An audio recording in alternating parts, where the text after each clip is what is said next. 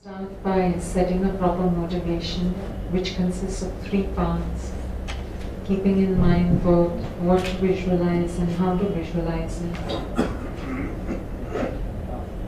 Visualize the refuge field, Buddha Shakyamuni, His Holiness the Dalai Lama, Arya Nagarjuna, Acharya Chandrakirti, all the Buddhas and Bodhisattvas in the space in front of us, looking at us with immense love and kindness, like a parent looks at their only child.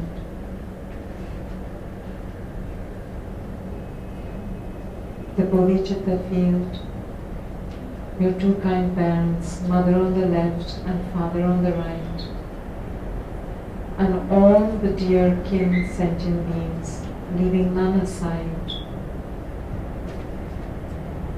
They are joining you, and here you are leading them in the practice and looking at them with immense love, kindness. And the purpose of the practice, to manifest the Buddha nature, the seed of perfection inside us, by removing the mental obscurations, the gross ones, afflictive obscurations, consisting of contaminated karmas, afflictions, and the active seeds of the two, and the subtle ones, the cognitive obscurations, the subtle latencies of the afflictive obscurations.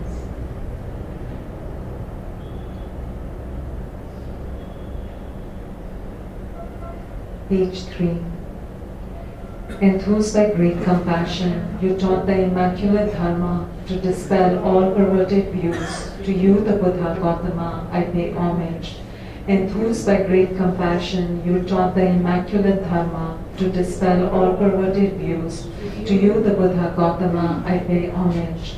Enthused by great compassion, you taught the immaculate Dharma to dispel all perverted views.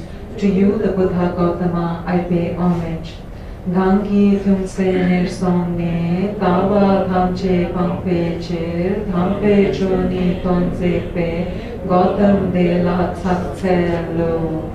Independent origination, there is no ceasing, no arising, no annihilation, no permanence, no coming, no going, no separateness and no sameness. I prostrate to the consummate Buddha, the supreme among all teachers, the one who taught this peace which is freed of elaborations. Gangi benjing delwa jung, kappa me pa ke me pa, chepa me pa tak me pa, oma me pa dro me pa, tate dun min dun chik min, chopa nishi shi tempa, zoppe sange manam ki, dhampa de la tsakse lo. I prostrate to the mothers of the hearers, the Bodhisattvas and the Buddhas, who through the knowledge of all leads hearers seeking pacification to complete peace, who through the knowledge of paths causes those helping migrators to achieve the aims of the world, and who through the possession of omniscience helps subduers expound a variety of teachings.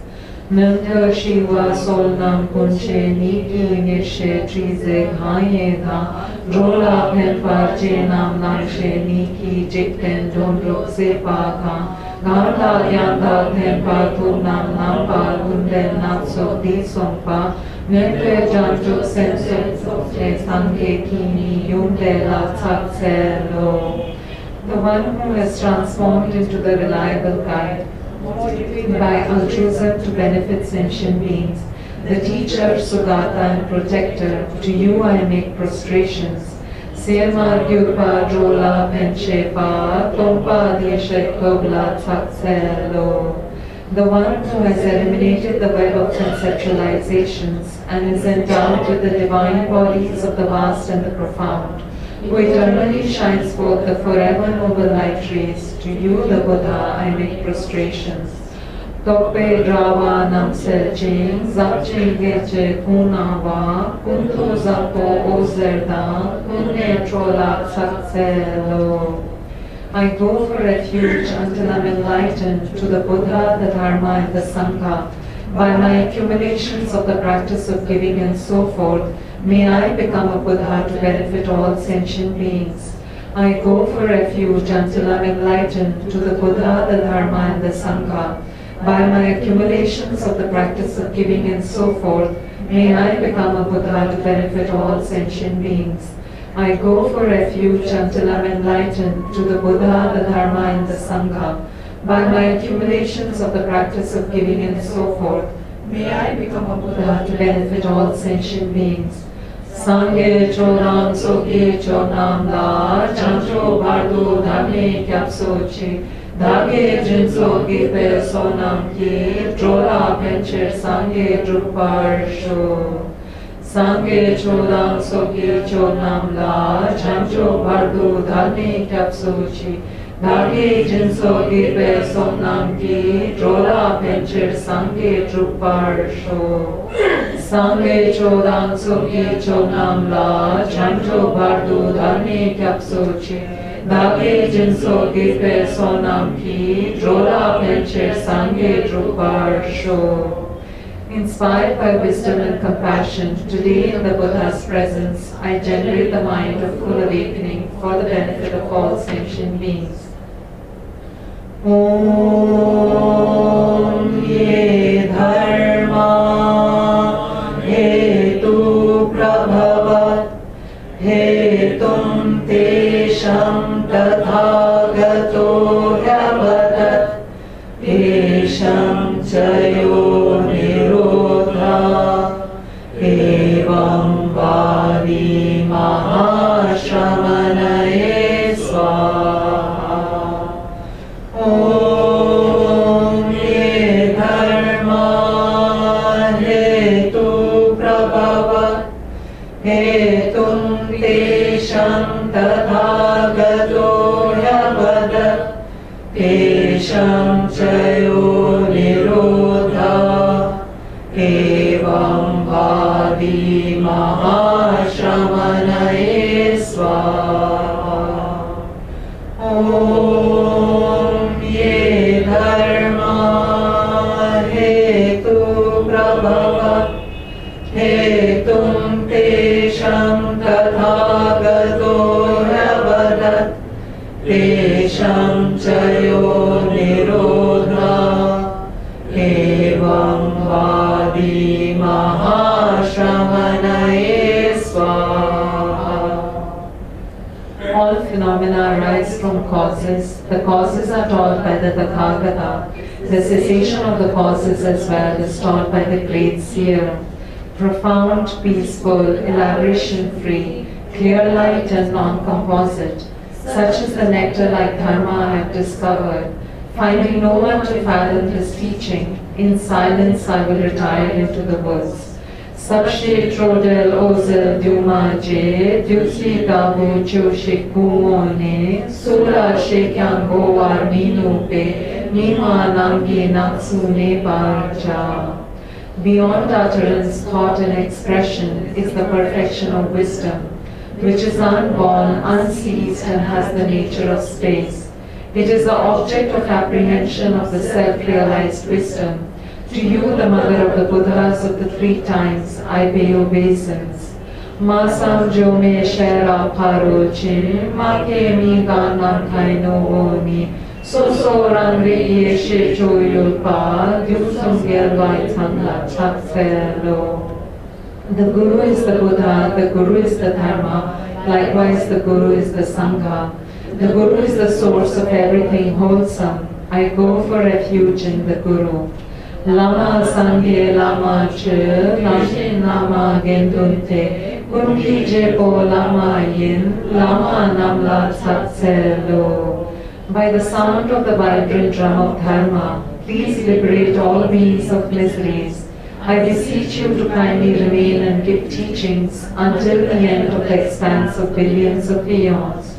Chona Chenpo Drayeni, Semchen Dunyal Thaki Ching, Kyalpa Jeva Samyesu, Chotan Suksu So. The Buddha does not watch the negativities of beings. nor does he remove their mysteries by his hands. His spiritual realizations are not transferred to them. It is by teaching the truth of suchness that beings are liberated. Tutnam dikpa chui mitrushin, drove dunya thaki misella, niki toppa shenla poninte, choni delpa tenpe dolwar cure. With folded hands, I beseech the Buddhas of all directions to shine the light of Dharma for all bewildered in misery's gloom. Chonam kungi sangela, telmo ajab Semchen dunya muntunla, chuni drome partyuso. If you are attached to this life, you are not a spiritual practitioner.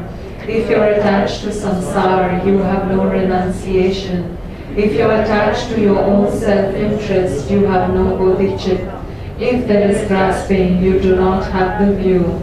Siddhila shenna chopa min, khorwala shenna namjumne, ranghonla shenna jamsen min, zimpa jumna tawa min.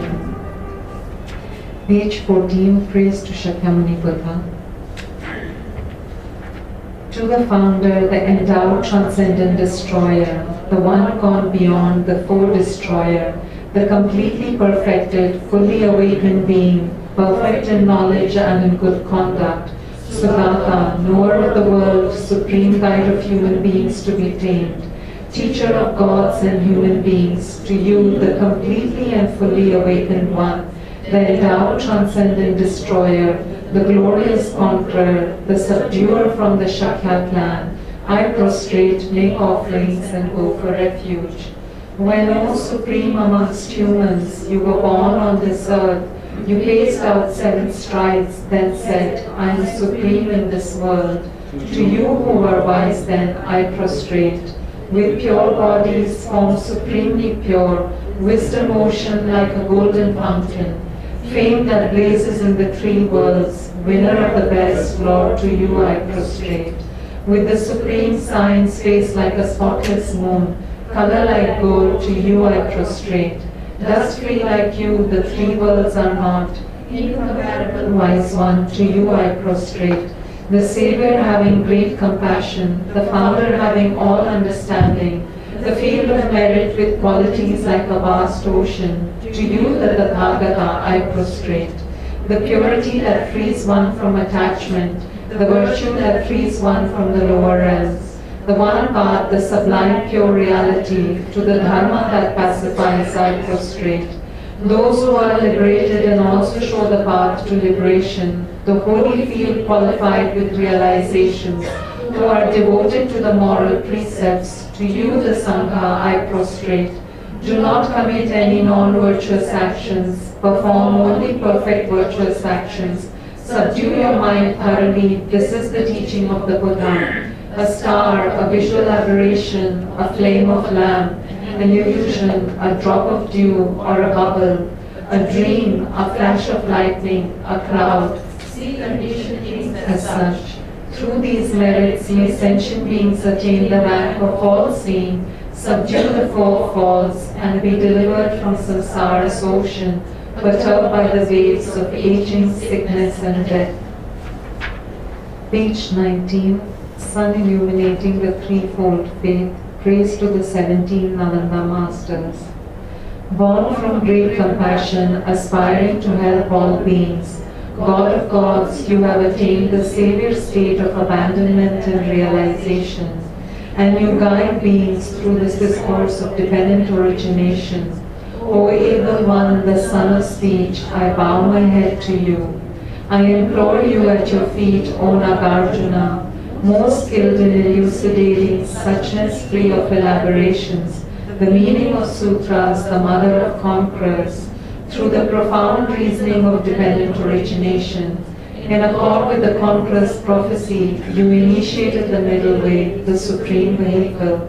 I implore you to your principal son, Bodhisattva Arideva, most learned and realized, who has crossed the ocean of Buddhist and non-Buddhist tenet systems, and is the crown jewel among those who uphold Nagarjuna's treatises.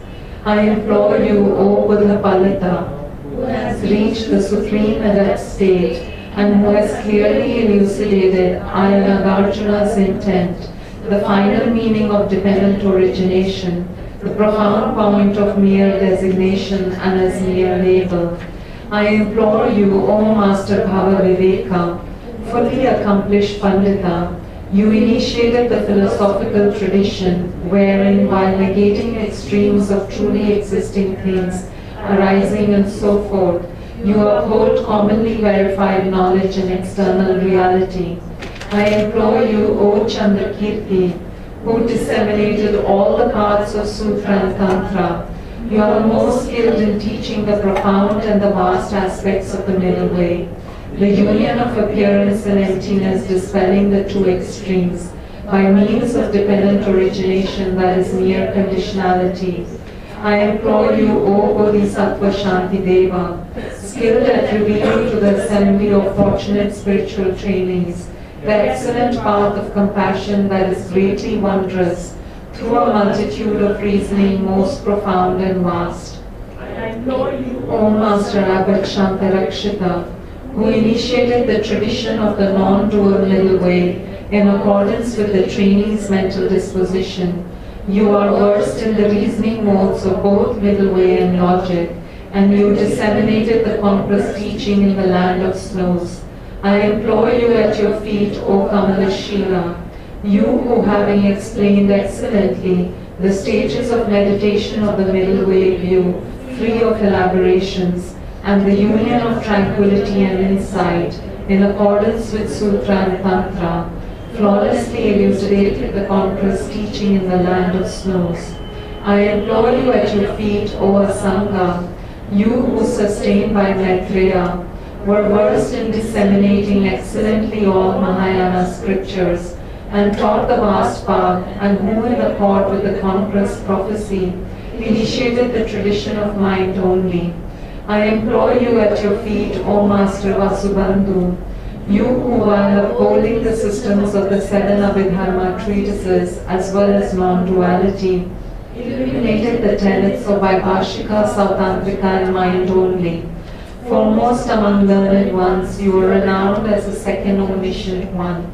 I implore you at your feet, O Dignaga, the logician, you who, in order to present the Buddha's way through evidence-based reasoning, opened hundredfold gateways of the system of logic and offered as a gift to the world the eyes of digital intelligence. I implore you at your feet, O Dharmakirti, you who, understanding all the essential points of both Buddhist and non-Buddhist epistemology, brought conviction in all the profound and vast paths of Sautantrika and mind only by means of reasoning. You are most versed in teaching the excellent Dharma. I implore you at your feet, O Arya Vinuktasena, you who lit the lamp that illuminates the meaning of the ornament treatise, wherein the themes of the perfection of wisdom, stemming from Asanga and his brother, were expounded in accord with the middle way view, free of existence and non-existence. I implore you, O Master Haribhadra, who were prophesied by the conqueror as expounder of the meaning of the mother, the perfection of wisdom. You elucidated the excellent treatise on the perfection of wisdom, the three mothers, in perfect accord with the instruction of the Savior Maitreya. I implore you at your feet, O Gunaprabha, most excellent in both integrity and scholarship, who, having excellently distilled the intent of 100,000 disciplinary teachings, expounded the individual liberation vows flawlessly according to the tradition of the Sarvastivada school. I implore you at your feet, O Shakyaprabha, supreme upholder of discipline, who reigned over the treasury of the qualities of the three trainings, in order to disseminate the stainless Vinaya teachings for a long time. You excellently expounded the meaning of the vast treatises. I implore you, O Joadisha, you who, having taught all the profound and vast traditions related to the words of the Buddha, within the framework of the path of the persons of three capacities, were the most kind master disseminating the Buddha's teaching in the land of snows. Having thus entreated these most learned ornaments of the world, the excellent sources of wondrous and insightful teachings, may I be blessed so that my mind becomes ripened and free. Through the entreaty I made with a mind unwavering and pure, by understanding the two truths, the ontological reality, will we ascertain how, through the four truths, we enter and leave samsara. I will make firm the faith in the three jewels that is born of valid reason. May I be blessed so that the root of the path of liberation is firmly established within me. May I be blessed to perfect the training in renunciation and aspiration for liberation, the total pacification of suffering and its origin, as well as in an uncontrived bodhicitta that is rooted in an infinite compassion that wishes to protect all sentient beings. May I be blessed so that I may easily develop conviction in all the paths pertaining to the profound points of the perfection and Vajra vehicle, by engaging in study, reflection, and meditation on the meaning of the treatises of the great trailblazers.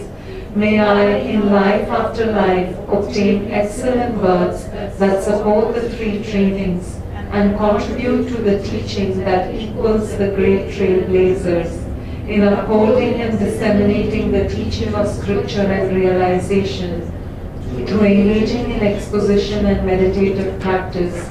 May the members of all spiritual communities spend their time in learning, reflection, and meditation, shunning wrong livelihood through the proliferation of sublime masters.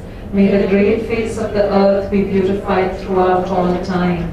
Through the power of this supplication, may I traverse all the paths of Sutra and Tantra and swiftly attain the state of conqueror's omniscience, characterized by spontaneous realization of the two purposes. May I work for the welfare of sentient beings as long as space remains. Page 31, the Heart Sutra Mantra. Tayatha Om Gate Gate Paragate Parasangate Bodhi Swaha Tayatha Om Gate Gate Paragate Parasangate Bodhi Swaha Tayatha Om Gate Gate Paragate Parasangate Bodhi Swaha Tayatha Om Gate Gate Paragate Parasangate Bodhi Swaha Tayatha Om Gate Gate Paragate Parasangate Bodhi Swaha Tayatha Om Gate Gate Paragate Parasangate Bodhi Swaha Tayatha Om Gate Gate Paragate Parasangate Bodhi Swaha.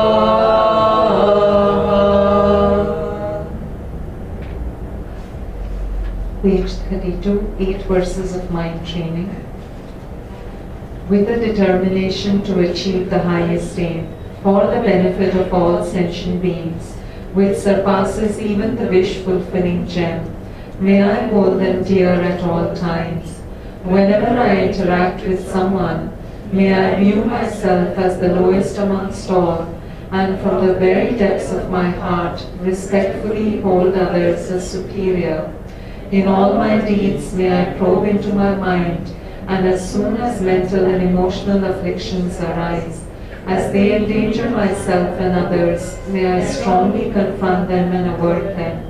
When I see beings of unpleasant character, oppressed by strong negativity and suffering, may I hold them dear, for they are rare to find, as if I had discovered a jewel treasure. When others out of jealousy treat me wrongly with abuse, slander and scorn, may I take upon myself the defeat and offer to others the victory. When someone whom I have helped or in whom I have placed great hopes mistreats me in extremely hurtful ways, may I regard him still as my precious teacher. In brief, may I offer benefit and joy to all my mothers, both directly and indirectly. May I quietly take upon myself all hurts and pains of my mothers. May all this remain undefiled by the stains of the 8 mundane concerns, and may I, recognizing all things as illusions, devoid of clinging, be released from bondage. From my 2 collections vast as space that I have amassed, from working with effort at this practice for a great length of time, may I become the chief leading Buddha for all those whose minds' wisdom eye is blinded by ignorance. Page 39, the foundation of all good qualities. The foundation of all good qualities is the kind and perfect pure Guru. Correct devotion to him is the root of the path. By clearly seeing this and applying great effort, please bless me to rely upon him with great respect. Understanding that the precious freedom of this rebirth is found only once, is greatly meaningful and is difficult to find again. Please bless me to generate the mind that unceasingly day and night takes its essence. This life is as impermanent as a water bubble. Remember how quickly it decays and death comes. After death, just like a shadow follows the body, the results of virtuous and non-virtuous karma follow. Finding firm and definite conviction in this, please bless me always to be careful, to abandon even the slightest negativity and accomplish all virtuous deeds. Samsaric splendors are unsatisfying and unreliable. Seeking them as the door to all suffering. Recognizing these shortcomings, please bless me to generate a strong wish for the bliss of liberation. Led by this pure thought, mindfulness, alertness, and great caution arise. The root of the teachings is keeping the pratimoksha vows. Please bless me to accomplish this essential practice. Just as I have fallen into the sea of samsara, so have all mother migratory beings. Please bless me to see this, train in supreme bodhicitta, and bear the responsibility of freeing migratory beings. Even if I develop only bodhicitta, but I don't practice the 3 types of morality, I will not achieve enlightenment. With my clear recognition of this, please bless me to practice the Bodhisattva vow with great energy. Once I have pacified distractions to wrong objects and correctly analyze the meaning of reality, please bless me to generate quickly within my mind stream the unified path of calm abiding and special insight. Having become a pure vessel by training in the general path, please bless me to enter the book of the fortunate ones, the supreme Vajra vehicle. At that time, the basis of accomplishing the 2 attainments is keeping pure vows and samaya. As I have become firmly convinced of this, please bless me to protect these vows and pledges like my life. Then, having realized the importance of the 2 stages, the essence of Vajrayana, by practicing with great energy, never giving up the 4 sessions, please bless me to realize the teachings of the Holy Guru. Like that, may the Gurus who show the noble path and the spiritual friends who practice it have long lives. Please bless me to pacify completely all outer and inner hindrances. In all my lives, never separated from perfect gurus, may I enjoy the magnificent dharma. By completing the qualities of the stages and paths, may I quickly attain the state of Vajradhara.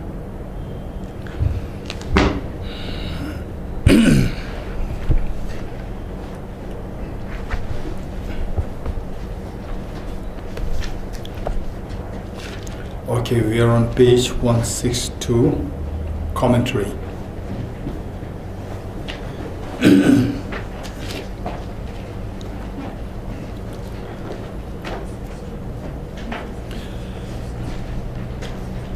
What we've been discussing thus far was how does one account for carrying the imprints of the karma, where the karma, accumulation karma, the time of the accumulation karma, and the ripening of the effects of the karma, these two are separated by many lifetimes. In other words, what connects the two? What connects the karma that you accumulated and the experience of the result? Oftentimes, you accumulate karma versus karma, non versus karma, say today, and the results may ripen only after like 500 lifetimes later, or after 1,000 lifetimes later. So in between, where does this karma go? Or what keeps this karma intact? So this discussion, and then the Chittamantra schools, particularly Chittamantra following scripture, say that it is the Alivijnana,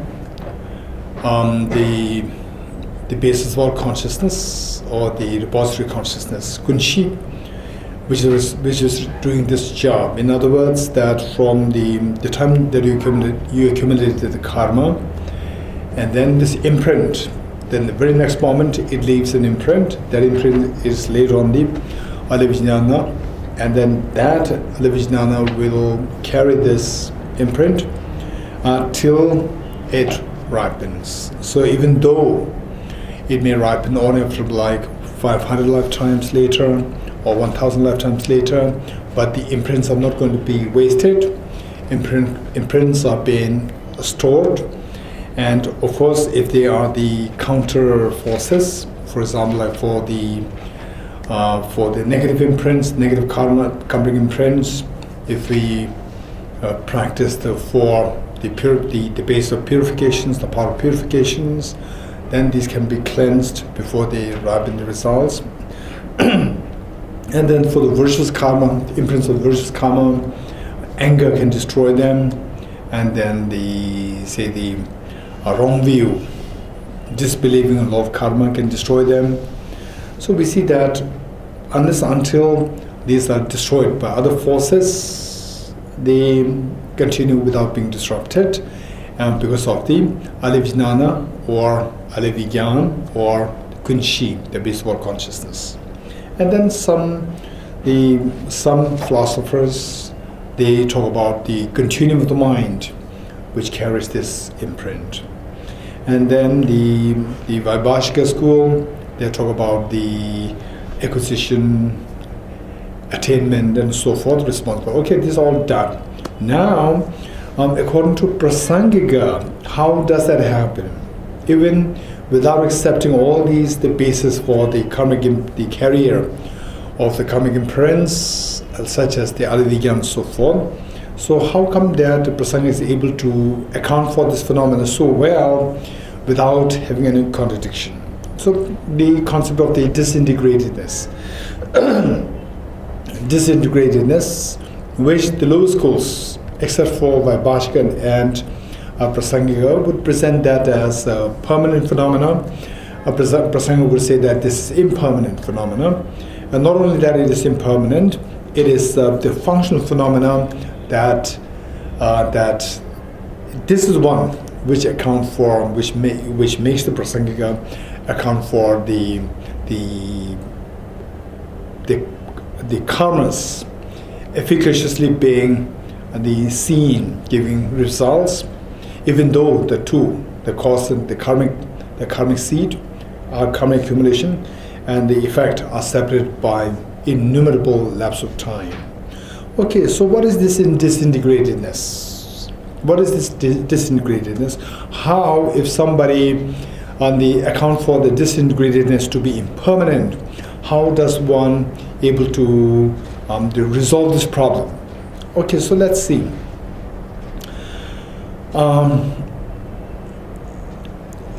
Be reasoning. We read that. No, read that. We did not read it.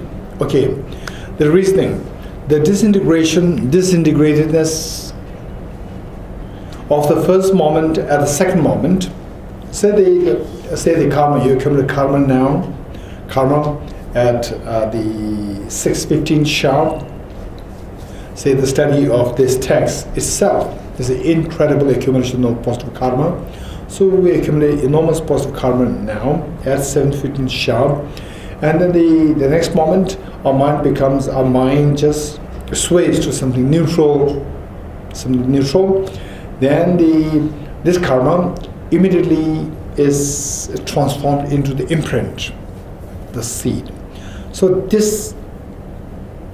the imprint is there, and then this karma disintegrates. This karma disintegrates.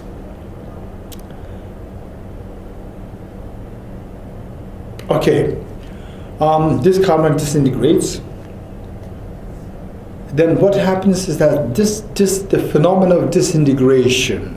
So now that we are already introduced to what is known as the isolates, entities, and the flower and the color of the flower, these two entity was one, isolate was different. You already know this phenomenon. So this concept of entities and isolates, how two things can be entity was one, isolate was different, that's an extremely important concept. With this concept, then we can easily understand that say for example, the karma disintegrates, and then the disintegrate and the disintegratedness. This is a phenomenon known as disintegratedness. So this is something that we can think of. So the karma, and the next moment there's a disintegratedness of the karma created. So this disintegratedness has the potential, just as that karma which disintegrated, this karma had the potential to give rise to effect. This disintegratedness also has the same potential as that of the karma to give rise to the effect. So this disintegratedness, and the third moment, the disintegratedness will give rise to the disintegratedness of the disintegratedness. So this is how it is passed down, and then the potential remains the same. For example, say it is like, say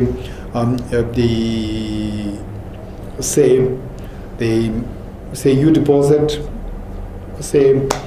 the 10,000 rupees to somebody, and the person gives you a voucher, and you take this voucher to the next place, say like in Jammu, and then there is another person waiting there, and the person takes the voucher from you, and then he gives another voucher to you. So this you take to the person Kashmir.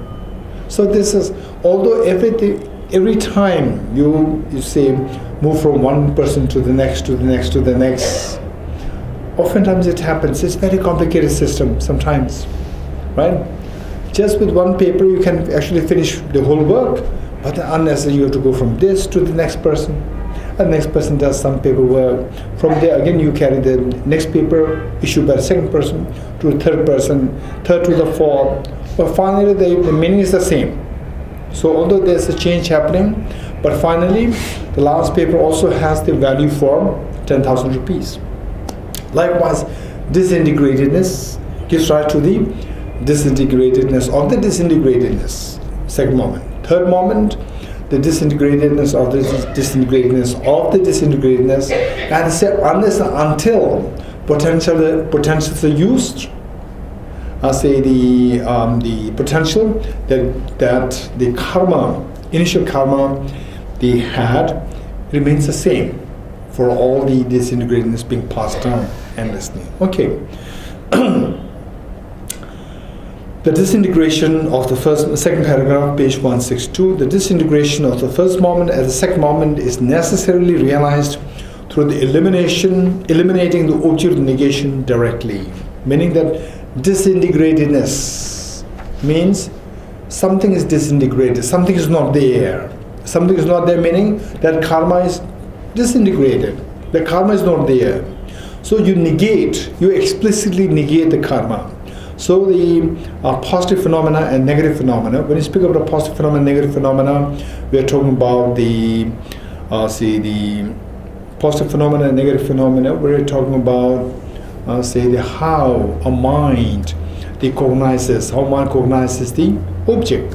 For example, the flower, we see that, okay, there's a flower in my left hand. How do you know that there's a flower in my right hand? It's through directly perceiving the flower, not through explicitly rejecting something else. Whereas in my right hand, you say that there's no flower. No is the negation. So that the absence of flower is known through, explicitly rejecting the presence of the flower. Okay. So likewise, when you speak about disintegratedness means the object is disintegrated. The object is not there. So it explicitly negates something. So that becomes a negative phenomenon. So disintegratedness is a negative phenomenon. It's not a positive. It says necessarily realized through eliminating or negating object of negation directly. How this disintegratedness is realized or cognized is through explicitly eliminating the object of the negation. So therefore it is a negative phenomena. Within negative there are two, affirming negative and non-affirming negative. Negative and negation directly, therefore it is a negative. Since it is not a non-affirming negative, it is an affirming negative. So this disintegratedness, it is negative, and then it is a affirming negative because it is not non-affirming negative. How?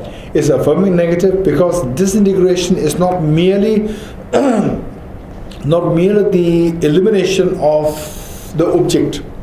It's not merely the negation of the object, but rather implies a disintegration. Okay.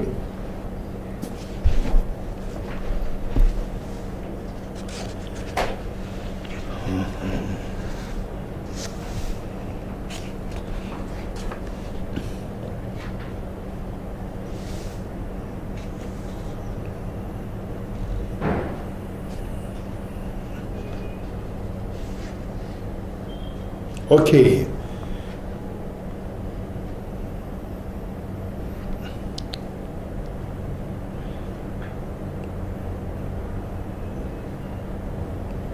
Okay, so translation has to be a little rectified.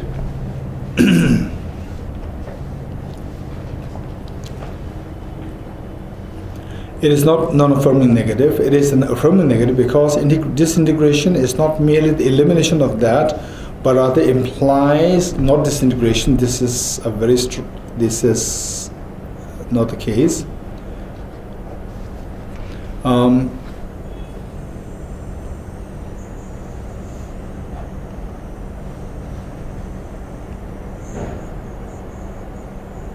Okay. It implies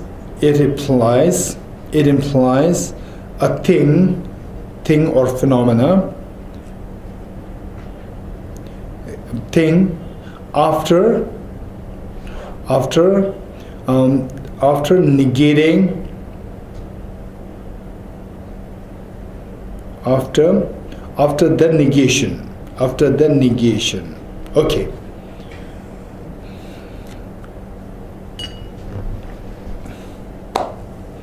Okay, so otherwise it becomes very clear that it rather implies a disintegration. No, this is a wrong translation.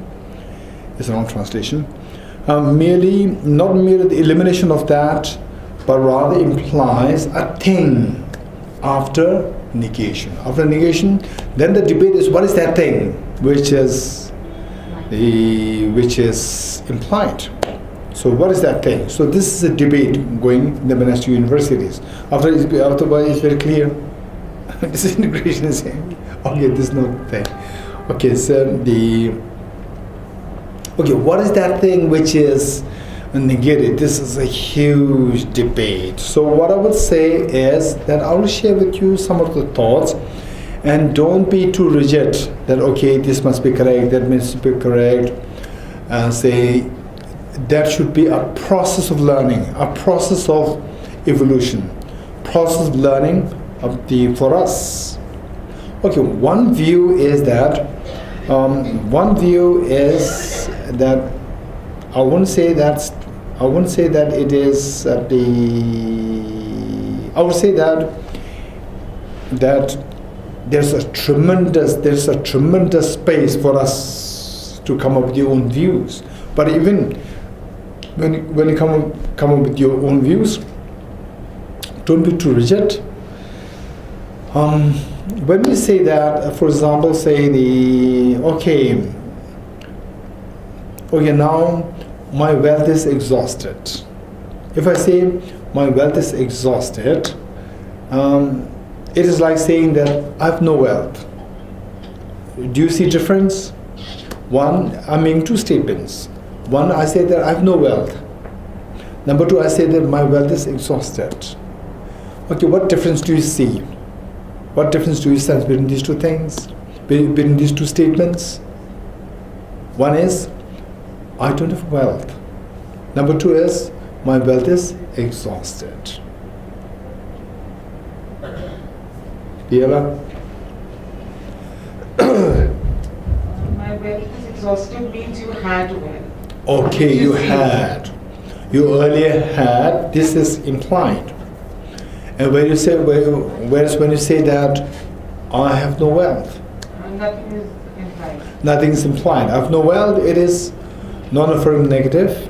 Whereas when you say my health, my wealth is, what did I say? My wealth is exhausted. No, first one is I have no wealth. So simply the negation, simply the mere negation, which implies that the nothing is affirmed, which means non-affirmative negative. Whereas when I say my wealth is exhausted, it implies that you had. Earlier, you had. So that's implied. This is one, okay, I would say that don't be too rigid. Okay, this is very good, this is nice. And the same, always keep in mind that, okay, this is also one option, right? And then, what other the options could there be? What other options could there be? Say that we have to check, right? Say this is one, because it is not very clearly indicated what's implied, what is implied after the negation. So this is one, and then the what?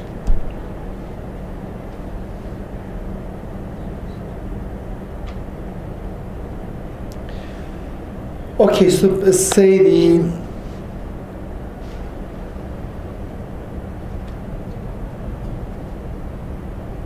another option, for example, let's say the house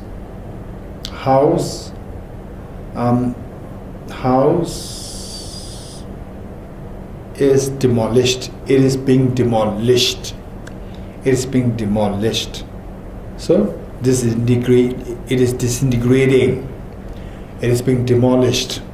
When you speak about okay, I'm seeing the house getting demolished. What are you seeing? I'm seeing the house getting demolished. I was at the peak of earthquake, and I could see the house, being damaged, getting damaged. What are you seeing? The actual act of disintegration. This act is seen, while the earlier house, you see that you negate it, while this act, the process is seen, right? So this process, after negating this, the presence of the house, what you are seeing is the process. So this process is directly seen. That is the positive phenomenon. So after negating the presence of the house, you see the process which it affirms something else, a positive phenomenon, which is the process of negation, process of dismantling. Okay, so this is another way of saying it. So the point is that this is a very nuanced phenomena on this disintegratedness, and this is not something which the lower schools, like even Swatantra Madhyamika, cannot think of, let alone Chittamatra, Southampton School, and so forth. So this is something which is unique of Prasangika. And then the more we think about, and then later on, there are topics, the topics which are extremely subtle, and this will help us to make our mind more nuanced. From this, then you can possibly, I can think of the other possibilities, other options, and so forth. Okay, so this is, the point is that disintegratedness is not a positive phenomenon, it is a negative phenomenon. And it's not affirming, the non-affirming negative is the affirming negative. Okay. Actually, what was the correct sentence here? So I said that the is not merely the elimination of that, but rather implies a thing after negation. After negation. After that. Not that. After the negation. After the negation.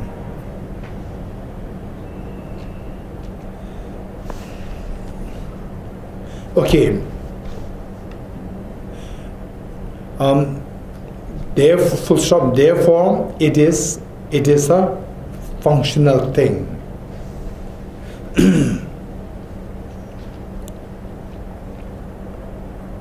Okay. The remaining proofs are to be understood from the extensive commentary on fundamental wisdom.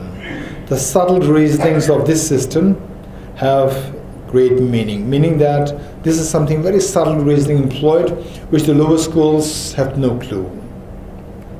Okay. Next, although not asserting a mind basis of all, Alivigyan Kunshi, positing a basis for the latencies. So what is the basis for the latencies?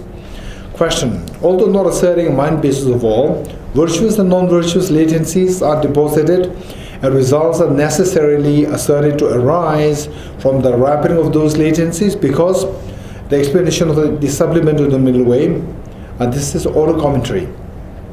Auto commentary of Acharya Chandra, this text says, in beginningless cycling existence, the deposited latencies, which are functioning things, thoroughly ripen, manifesting as things, meaning that the karmic, the latencies, which you acquired, say many lifetimes ago, will ripen today, many lifetimes later. So, but the results will ripen. So, what happens in between?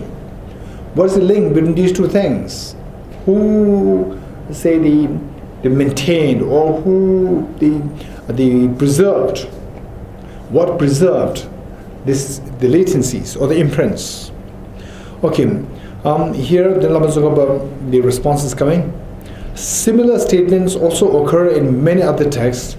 In addition, since it is not suitable for there not to exist a basis for the depositing of latencies, what is a basis? There must be a basis. Without basis, we cannot really speak about this phenomenon. We cannot really account for this phenomenon. There must be a basis which connects the two things, the cause and effect, which are separated by the acute length of time. Response. According to those who assert a mind basis of all, the mind basis of all, the basis observed by the afflicted mentality thinking, okay, so these are the things that you need to know, because just by reading English, it does not give you a free, easy understanding.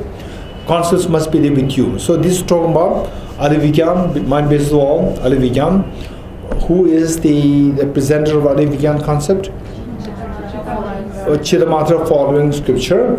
So we have to know their psychology. So according to them, there are 8 classes of mind. 8 classes of mind. What are they? 5 sensory consciousness and 1 mental consciousness. 6 plus Ali Vigyan, 7. Then the afflicted mind. Afflicted, this is technical term. Afflicted mind, just is a technical term. Afflicted mind, which sees the Ali Vigyan, and with this Ali Vigyan, then the creating a sense of autonomous, the substantial self. Okay, so that is the afflictive mind. These 8 consciousnesses are there. So what is said here is that the same response according to those who assert a mind base of all. The mind base of all, describing that the basis observed by the afflicted mentality. This afflicted mentality is the 8th class of the mind. 8th class of mind, not just any mind which is afflicted. This is not a connotation. Because even the 6th mental consciousness can be afflicted. This is not a connotation. It is pointing to the 8th class of the mind. And which thinks, on the basis of this Ali Vigyan, then this afflictive mind thinks I. It creates a sense of autonomous substance itself and thinks of that as I. Right? Okay. First let me read this, then we will go into a little more the clarification and more the nuanced discussion. Is asserted to be the location of the latencies. So this Ali Vigyan, which on the basis of which the afflicted mind sees a sense of create a sense of self, the I. So this Ali Vigyan is the basis for carrying all the imprints from one life to the next.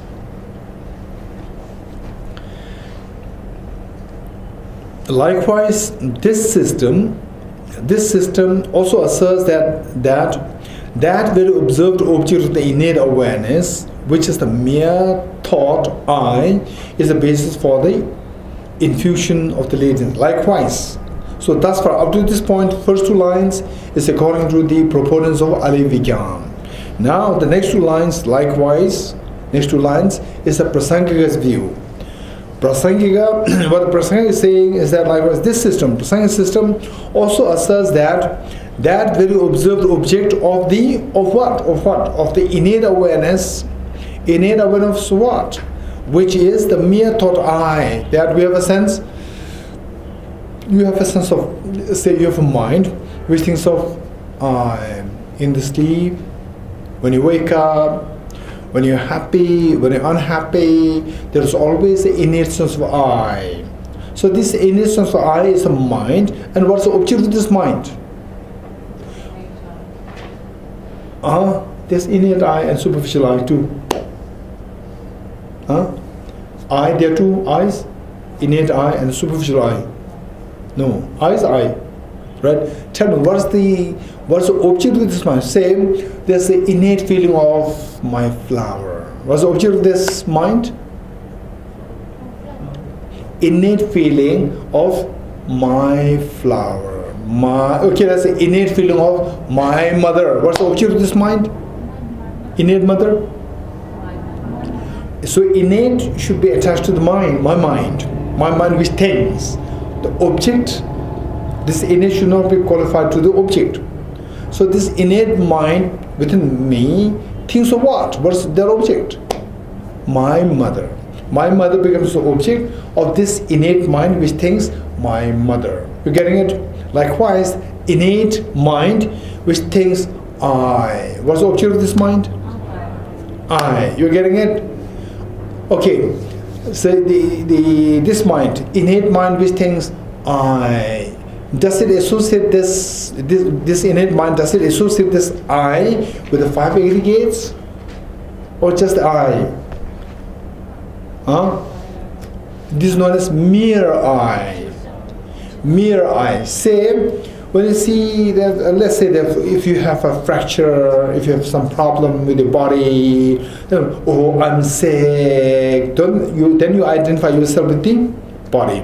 Say, in terms of your thinking, you cannot do the calculation so well, you cannot do the meditation so well. No, I'm not so good in meditation. You associate yourself with the mind. Whereas when you say innately, just a feeling of sense of I, so there you don't qualify this I with the 5 aggregates. It's a mere I. You're getting it? The mere I. Okay. So now Prasanga has one unique, very unique presentation.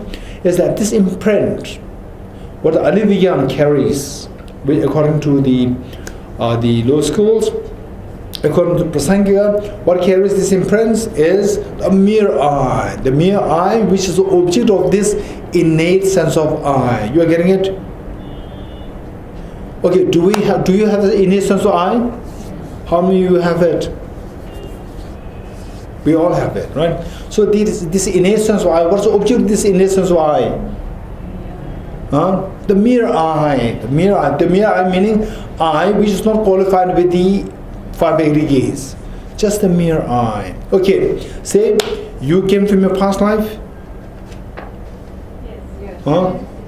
Okay, is there anyone who likes to volunteer? Just raise hand, somebody who likes to volunteer. It's not going to be a complicated question.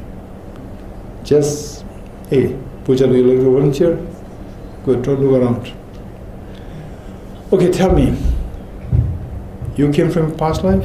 Yes. Okay, so this I came from the past life.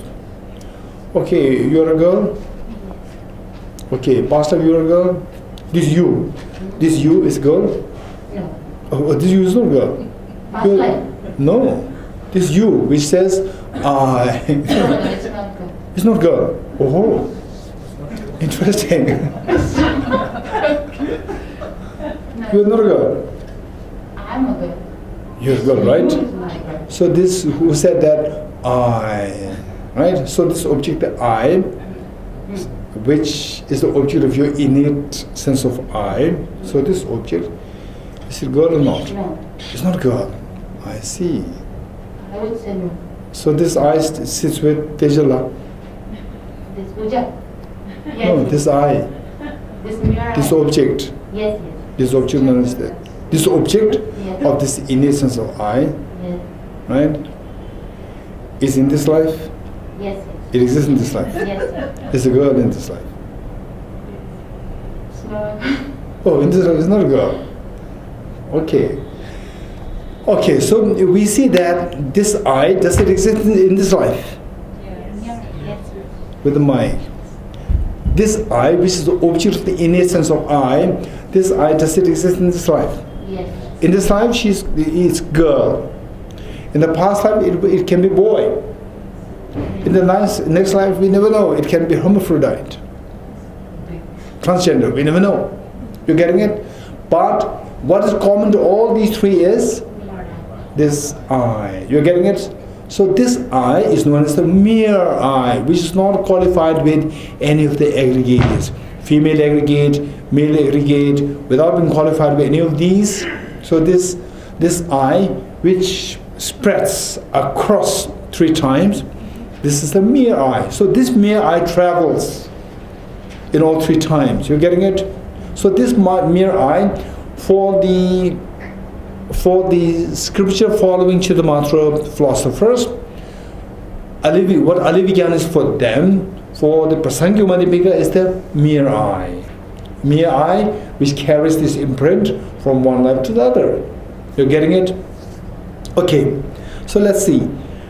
Response. Under this section in the middle, under section response, you have the 3rd line which reads, likewise this system, Prasangya system, also asserts that very observed object, which is that very observed object? The mere I. Object of the innate awareness, which is the mere thought I. You're getting it? This I, that object, the mere I, is the basis for the infusion of the latencies, which carries the imprints, latencies from one life to the other. Okay. And okay, how many you are okay getting? How many you are getting something at this point? You're getting something, or you're confused? No. If you're getting confused here, then the next will be even more confusing. You should not be confused, right? Yes.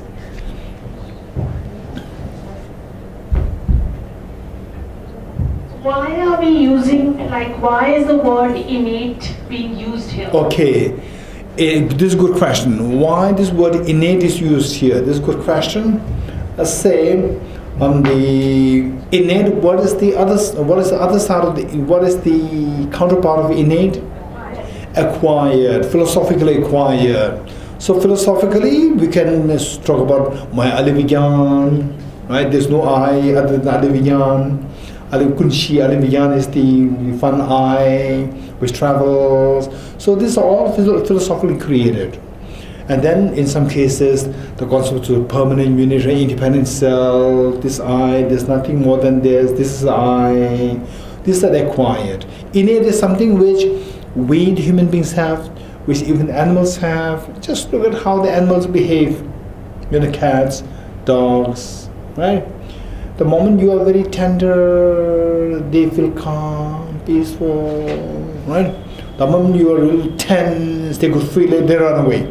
You're getting it? So there's a sense of I in them also. So this sense of I which exists in all. So what is that object? That's the mere I. Sorry, Yashna, just one more. But then why is it the mere I? Why is it not the substantial I? Or the objectively existent I?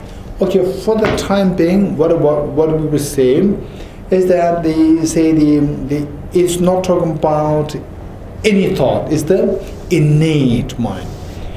Innate mind, this is extremely beautiful part of Prasangika. Extremely beautiful part of Prasangika, which always deals with the reality. In reality, so how do things exist? They exist by imputation by your mind. And then for example, okay, let's say I impute this flower.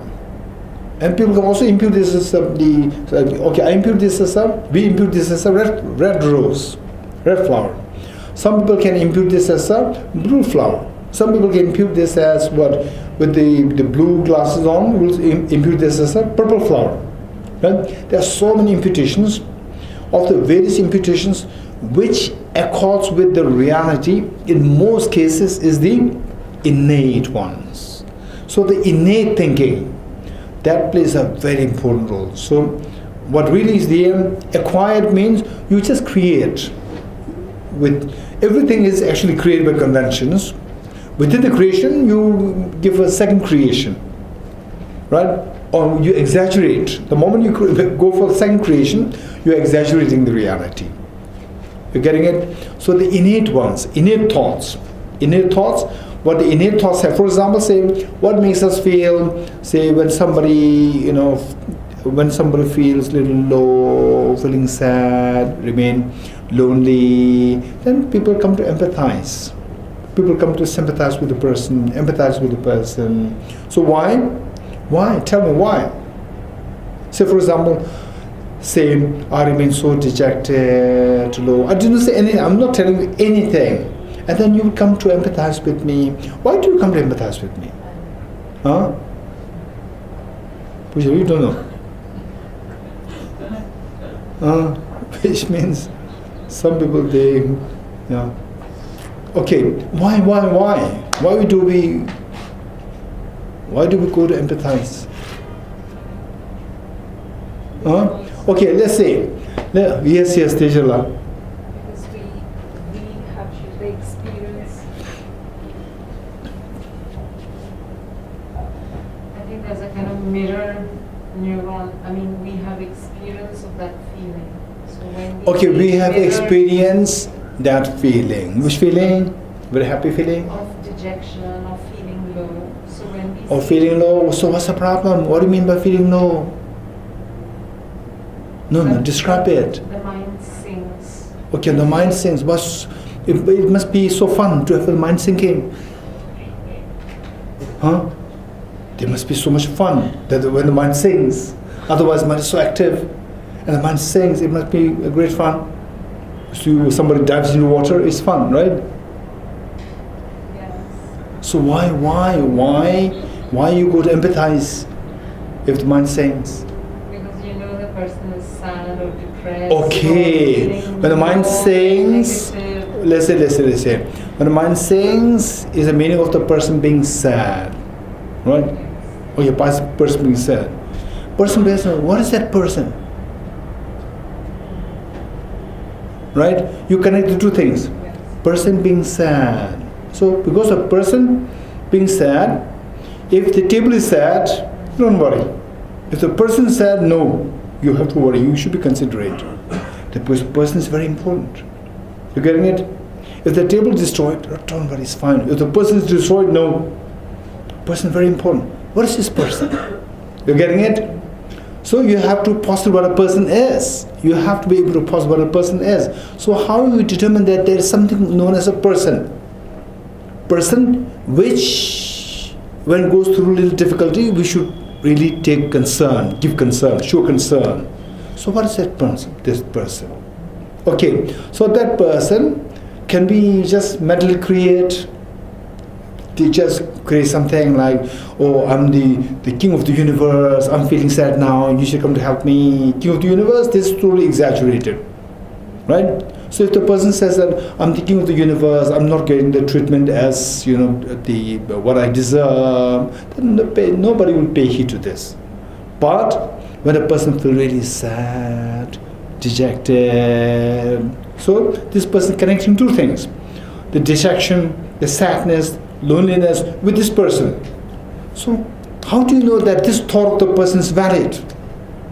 You're getting it? This thought of the person is valid. So this thought of the person, whether or not there's a person or not, how do you decide it? Whether or not there is this person, how do you decide it? So the best measure is by seeing how the innate mind thinks. How the innate mind thinks. Innate mind which thinks that I don't want suffering. This is innate. You're getting it? So this innate mind which thinks I don't want suffering. Right? So this I don't want suffering associated with the I. So this I, how can you say that this I, it exists? It exists related to this I don't want suffering in the form of the way the innate mind thinks. So how does the innate mind thinks of this self, of the I? So that is not qualified, not qualified with the body, mind, aggregates and so forth. Just that there's a mere I coming to your mind. That is the I. Right? And that is extreme, that is the center of the universe. That's the most important thing. It's for this reason that we need everything: the clothes, the food, the house, the traffic rules, and the human rights. All these things are structured on the basis of this sense of the I. So this I, if it does not exist, then all these things are totally irrelevant. The fact that all these things become very important is because this I is very important. What is this I? This I, and there are so many versions: permanent, unitary, independent I, autonomously existent I, objectively existent I, Aliviyan is the I, and so forth. So among the various versions, which is the real I? So that should accord with the I as experienced by everybody, not only the philosophers, including the animals. So they include animals, they don't have a sense of my Aliviyan, my permanent unitary independent self. They don't have. These are all philosophically acquired. You're getting it? Okay, this is a very important question, and Lama Tsongkhapa oftentimes the emphasizes on that part. Okay, so this will come over and over again. Very good. Okay. So this, the mere I. So what Aliviyan is seen as the carrier of the imprints for the Chittamattha following the sutras. For Prasangika, it is this mere I, which is the object of observation of the sense of the innate sense of the I. Innate mind, which thinks of the I, or which feels the I. Okay, that is the basis for the infusion of the latencies. Okay, infusion meaning where the latencies are implanted. It infuses, the latencies are implanted or fused. Question. Well then, why does the explanation of the supplement to the middle way say that the continuum of mind is the basis of the latencies? Okay, then the question arises, if the mere I is the one which is the basis for the infusion of the imprints, or the implanting the basis where the imprints are implanted, coming imprints are implanted, then in the auto commentary Acharya Chandrakirti mentioned that the mental continuum as the basis of the infusion for the imprints. So these two are contradictory. On the one hand, Lama Tsongkhapa explained that it is the mere I, and then Acharya Chandrakirti said the continuum of the mind, right, for the basis for the infusion of the latencies. So how does it work? Response. Since the mere I itself is a continuum that is imputed in dependence on mind consciousness, so this mere I, how does it exist? Does it exist independent of the mind, or it exists by dependence on the mind? For example, let's say when my mind thinks, when my mind thinks about compassion, so I say I'm thinking about compassion, right? So it is simply because that one of my aggregate of the mind is thinking, then we designate this I, this mere I, as thinking. So when my physical body is picking up the flower, this is when I designate this I, the mere I, as picking up the flower. So we see that it's just what the aggregates, the parts are engaged in, that what is imputed, the self, which is imputed on these aggregates, that is said to be functioning like this.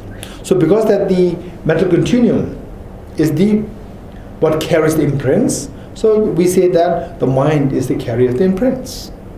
No, the self is the carrier of the imprints. You getting it? Okay. Well then, why does the explanation of the supplement to the middle way say that the continuum of the mind is the basis of the latencies? Response.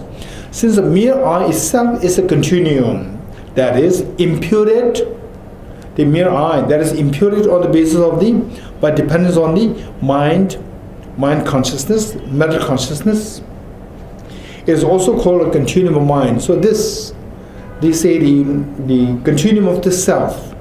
Continuum self is on the basis of the continuum of mind, that the continuum of the self is designated. In the case that a similar type of mind is called a continuum of mind, it becomes moreover, okay, it's little draggery, it doesn't matter. Moreover, now change of translation. Moreover, not the basis for the infusion of occasional latencies. It is the occasional should come first. The occasional basis for the infusion of latencies. Okay, let me say this again, the last line, which reads, it becomes, moreover, the occasional basis. Occasional should be added here. The occasional basis for the infusion of, then delete occasional, infusion of latencies. Okay, let me give you the overall picture. Say the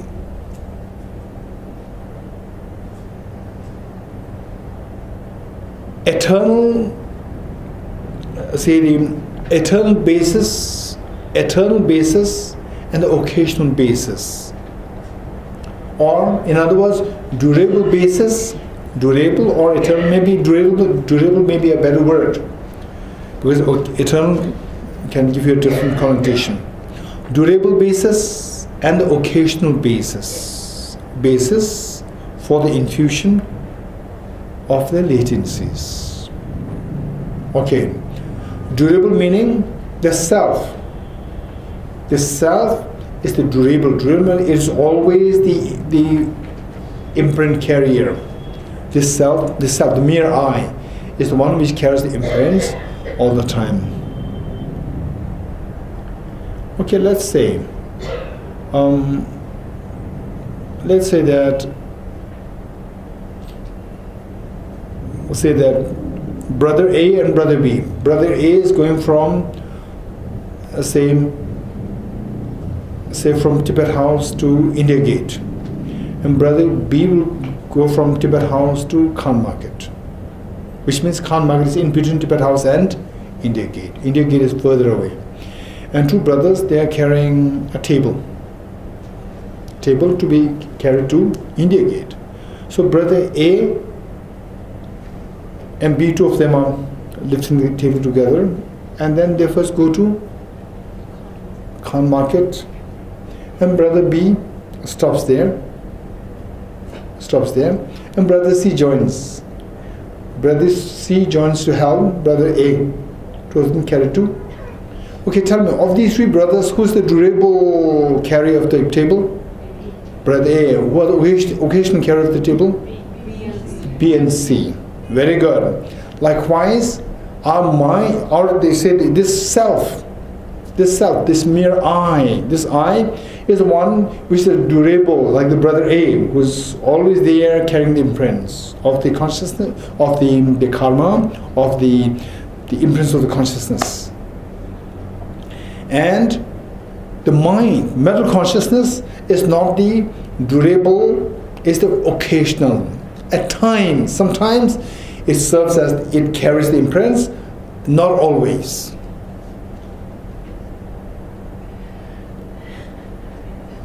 Huh? Why not? You happy? Not happy? Why not? Okay, if any questions? Yeshua is the mere I. To the mic. Is the mere I a subtle mind, or is the mere I? No, it's not a mind. The moment you say it's a mind, you are going into lower schools. Is it mere I dependent? Impute because it doesn't have any substantial reality. So I just can't understand. It is imputed. It's imputed On the basis of the body and the mind. Not on the continuum of consciousness. On the continuum of consciousness. So, but that continuum of consciousness is also not solid there. Nothing is solid there. So that's what I'm thinking. The mere I don't understand. A mere I which carries the influence from lifetime to lifetime. No, that's fine. This mere I. You have the mere I, right? You came from Noida. You are in Tibet House now. Then you go to Noida. Then you go to Debong. Right? All these places. So the I from Noida come to Tibet House to Noida, again go to Debong, right? So it moves. So this I exists at all times. You getting it? Okay. Now, say the mind now. Today's just now. The mind at 7 o'clock. Your mind at 7 o'clock. This was not at the time when you started from your home. It was not there, right? So this will disappear. But this the I. And then, say, when we leave, when we die, the mind of this life will not continue. Mind of this life will not. The mind will continue. The mind of this life will not continue. Right? The mind of the human being will not continue as a human life, human mind. But the I will continue. You're getting it? So this I is known as the mere I. This is the one which connects across the 3 times, right? So what I said, okay, first, I know that you are not happy at all. You take a deep breath, I know, right? Okay, as long as you know what I'm saying now, what I said, there are two bases for bases where the imprints are implanted, imprints are established. What are the two bases known as?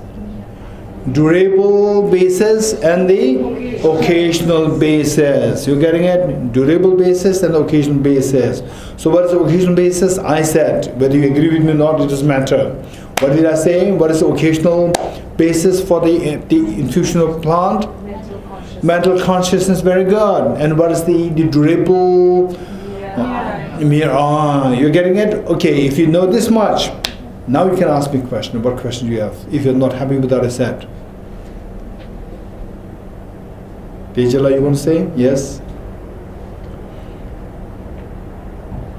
Shila, I mean, now when you explain that the mind of this life will not continue, but both being impermanent phenomena, the mere eye as well as the mind, and since the mere eye makes no sense without depending on mental consciousness, Very good.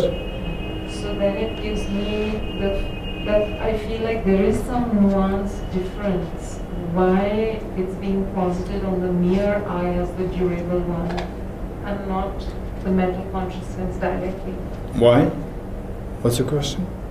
My question is that it seems like there's a nuance and I'm not able And to... if you say the nuance, then it is not my problem, it's your problem. You cannot say the nuance. It's true, that's why I'm asking you. No, what's the question? The question should be such that I should be, a contradiction should be pointed to from my side. Meaning, a contradiction should be pointed to me. That what you said, there's a contradiction there, right? Then it becomes a question. I guess my question is why should the mental consciousness not be the durable carrier? Because this is the occasional carrier.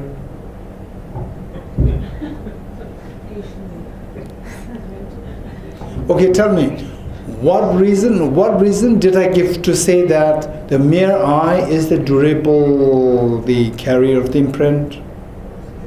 What reason did I give? That this mere eye is the one which travels across the three times. Then you can say that even the mental consciousness also travels across the three times. So if okay, now I will not give the answer because the question I asked you, right? If I ask the question, I never give the answer. If you ask a question, then it's my response to give the answer.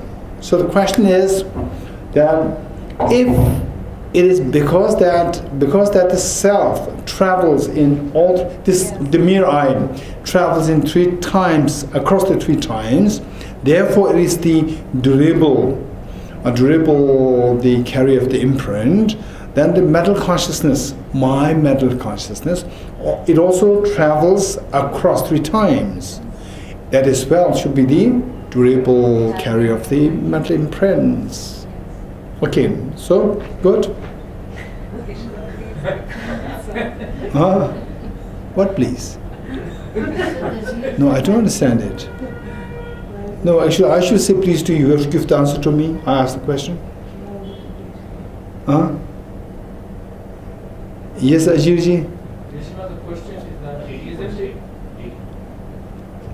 isn't it that the mental continuum also comes from the past life, present life, and continues for the future? Yes. Same. Likewise, the self also came from the mere eye also came from the past, present, and future. So Same. Why? This is what I said. This is my question to you. Yeah. So my question is that then why do we talk in two different? Why do we use two different labels to convey the same continuum? This is my question to you. Okay, I'm joking. So the answer is going to be in the following lines. Did you get my point? What's the question? If, ideally speaking, I did not give the reason. If I give the reason, then I'm trapped. I'm trapped meaning that I'm already into contradiction, right? Obvious contradiction. I did not give the. I did not say that this. The mere eye is the durable, the carrier. I did say this, But the reason that I gave, this is not the reason that I gave. I didn't say that the mirror eye is the durable carrier of the imprints because it exists in across three times. This is not the reason that I gave. I just said that this mirror eye, I explained what this mirror eye is, which spreads across three times. That is the one which is known as the durable carrier imprints, and whereas the mental consciousness is the occasional carrier of the imprints. This is what I said. I did not give any reason. You getting it? Okay. So now you are wondering why the mirror eye is the durable carrier of the imprints and why not the mental consciousness? Because these two, in terms of the durability, in terms of lasting, these two last in the same way, right? The way the mirror eye lasts long, the same mental consciousness also lasts long. Okay, so why? So answers will come down in the following passages. Okay, let's continue reading this. The mode of latencies of ignorance. So what we have to know is what? What we have to know is that what Ali Vigyan is for the Chittamatra following scriptures as the basis for carrying the imprints, coming imprints. For the Madhyamikas, for the Prasanga Madhyamika, it is a mirror eye which carries the coming imprints from one life to the other. One thing, point number one. Point number two, in terms of then, if this is the case, then the author, Lama Tsongkhapa, and it brings up the position from Acharya Chandrakirti. Acharya Chandrakirti, who said that mental continuum is the imprint carrier, which carries the imprint from one life to the other. So Lama Tsongkhapa says that there is no contradiction. So when the mental imprint is also the carrier of the imprints, and the mirror eye is also the carrier of the imprints. Carrier of the imprints, there are two kinds. What are they? Durable carrier, durable basis, and the occasional basis. So which is the durable basis? Mirror eye. And what is the occasional basis? Mental consciousness. Okay. So the question is, why, how, on what basis we make this distinction?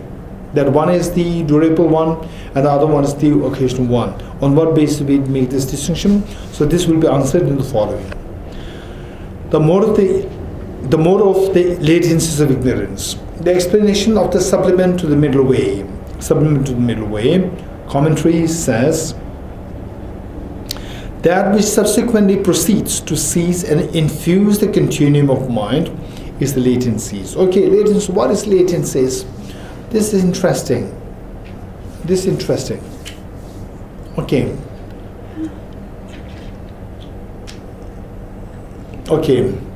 The latency is that which subsequently proceeds to cease and infuse the continuum of mind. Say it is let's say 5 moments of virtue. 5 moments of virtue, and 6 moments the virtue ceases. You're getting it? 5 moments virtue, then 6 moments the virtue ceases, and maybe a neutral or negative mind. So that which subsequently proceeds to cease, which means that which is the one which proceeds to cease? Which time? Moment 5 or moment 6? Moment 6 is not proceeds, it already ceased. Moment 6. So moment 5. Moment 5 is at the moment 5 subsequently proceeds to cease, and then at that point, moment 5, then the infusion or the implanting of the seed happens at moment 5. This is very clearly indicated here by Acharya Chandrakirti's the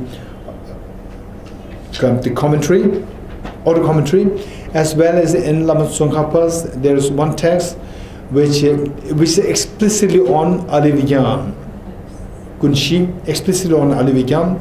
There's a book by Lama Tsongkhapa. It's beautiful. It's extremely comprehensive book, I think that is translated into English. So when we study the what is that?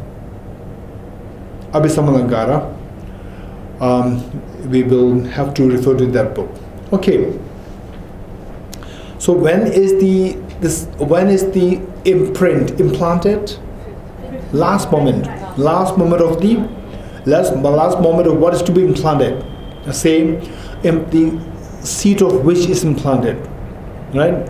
Seed of the karma last moment, number 5 to the last moment. Let's say number 5 to moment 5 to the last moment.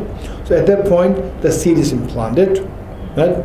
So which means that implanting of the seed and the last moment of that particular mind, these two are simultaneous. Okay. This seems to be little. Say, you may not feel very comfortable, but this is the fact. Don't forget it. It's not that the first 5 moments, the say karma, the virtuous karma, and then the number 6, it becomes say neutral, negative, whatever. Then the seed is implanted. The number 6. No, this is a very standard position. Don't forget it. We cannot speculate it. This is implanted at number 5. The last moment it is implanted. The seed is implanted. Okay, yes, Jandi?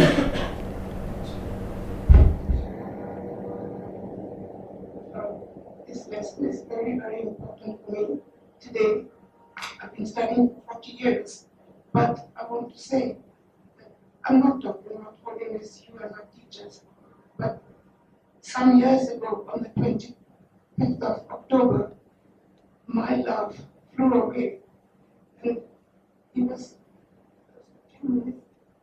like very conscious, because she told me he loved me 3 times, and it is somewhere there, isn't it? Yes. That's what I wanted to say. Yes, thank you.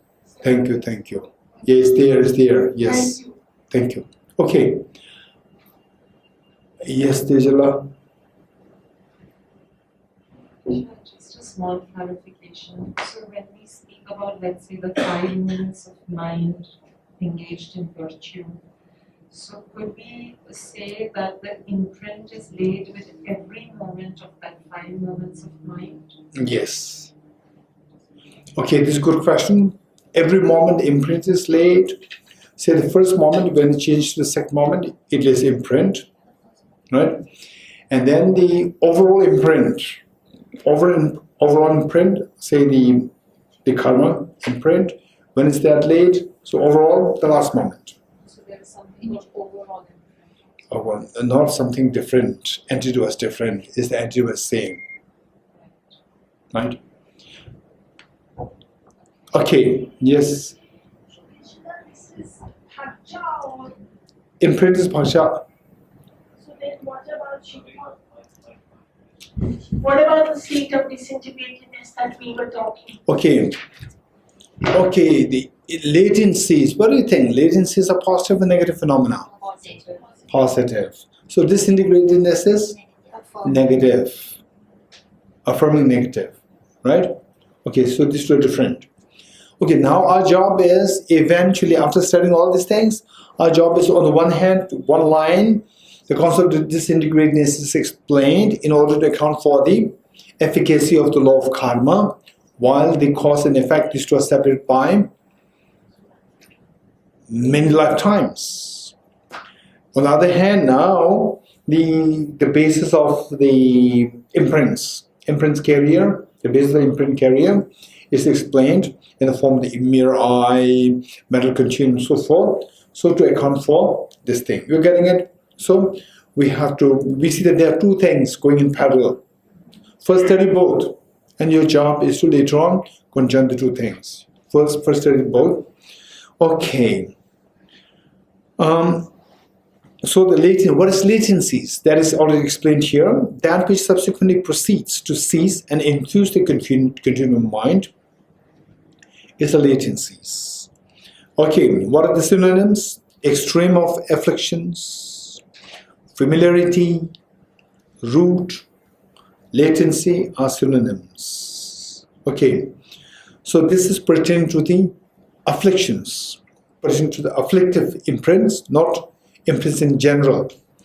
Even though the uncontaminated path has already abandoned the afflictions, hearers and solitary realizers are unable to abandon their latencies, like, for example, even though sesame oil, flowers, and so forth have already been removed, their subtle qualities are observed upon encountering them in pots, wooden cloths, and so forth.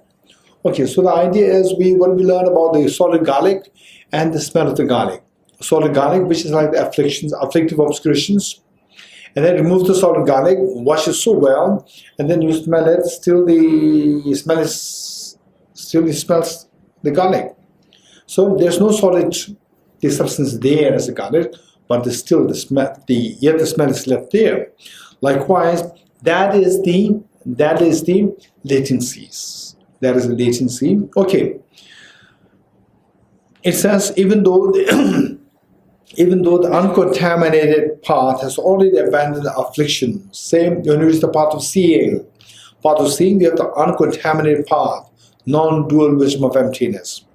When it's the non-dual wisdom of emptiness, say the certainty afflictions already gone rid of, or when you reach the path of no more learning, for the Shravakas and Prithik Buddhas, when you reach the path of no more learning, then the non-dual wisdom of emptiness eradicates all the afflictions. Okay. Afflictions, hearers and solid realizers are unable to abandon the latencies, the subtle latencies, which we call as cognitive obscurations, the latencies. Like, for example, like what? Garlic and the smell of garlic. Likewise, even though sesame oil, flowers, and so forth have already been removed. The solid sesame oil is gone, and the flowers are gone. There's subtle qualities, meaning the smell, are observed upon encountering them in pots, wooden cloths, and so forth. Okay, now this is what came from Acharya Chandragirti's auto commentary. Then the Lamatsungaba. Other latencies, such as virtuous and non-virtuous latencies, are suitable to be applied to the two bases as well, meaning that other latencies, any latency. So what is being explained here is about the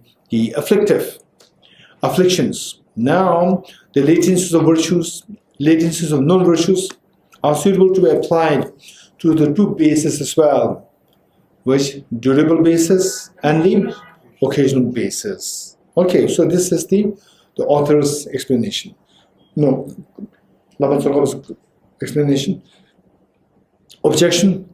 Well then, although the time of the uninterrupted path of the path of seeing, the objects of abandonment of the path of seeing, that is the object of abandonment of that uninterrupted path of the path of seeing, do indeed not exist or do not indeed exist, the dormant latencies that are objects of abandonment of the path of meditation must exist. Okay, let's say we go from Gate, Paragate, Parasangate, right?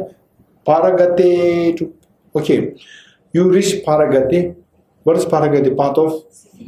Okay, you reach path of seeing, Paragate. And then before you actually, okay, path of seeing. So path of seeing, we see that, there are two stages. Path of seeing, okay, where first stage is, okay, three stages, let's say. Three stages where, okay, I say, okay, first let's say two stages. The meditative state and the post-meditative state. Two. Part of seeing, likewise part of meditation, meditative state and post-meditative state. Two stages. Which means in meditation stage and then you come out of meditation. Two stages. Within meditation stage, again we see that there are two. One is, say, first let me give an example. Example, say a robber has broken in your house, and then you fight with him, you throw him out of the house. Okay, you're freed of the robber, but your door is not locked. That is one stage. where you actually succeeded in throwing the robber. The robber is not there, but anytime he can come back. Right? That is known as the uninterrupted path. Uninterrupted path. Okay.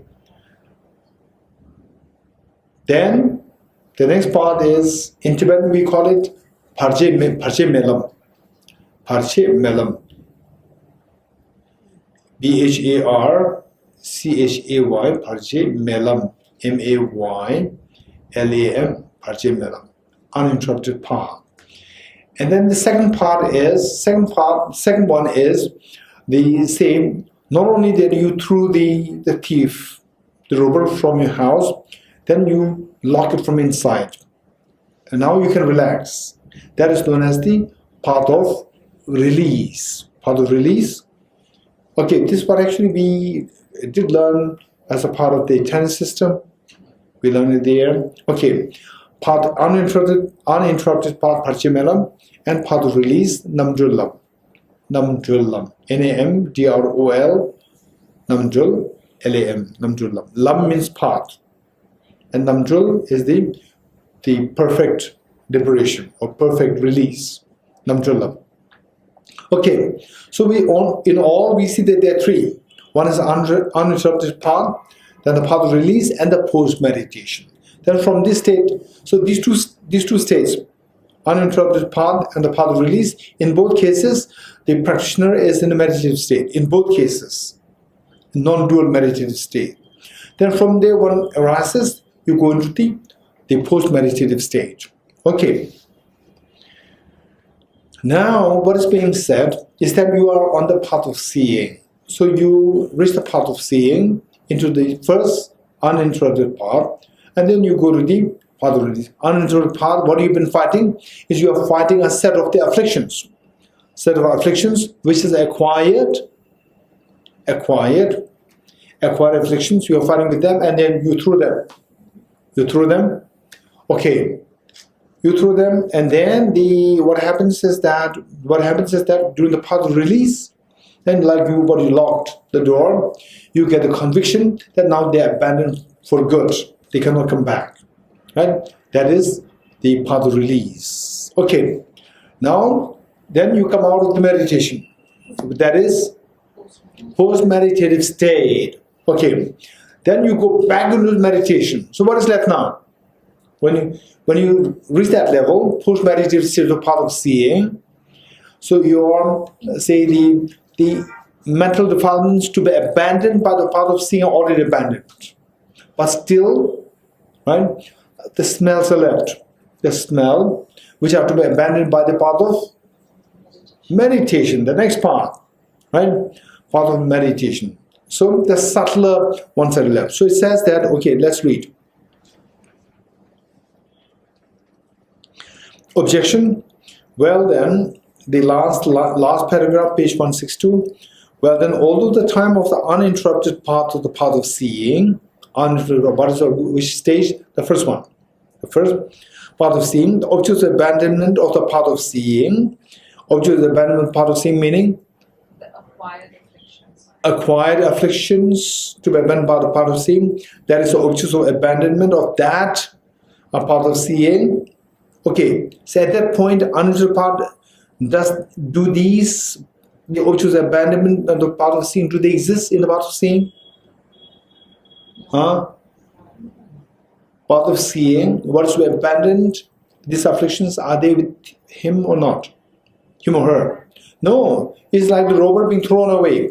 Only thing is what? The difference is that not yet locked in. The confidence is not there because anytime it can come in.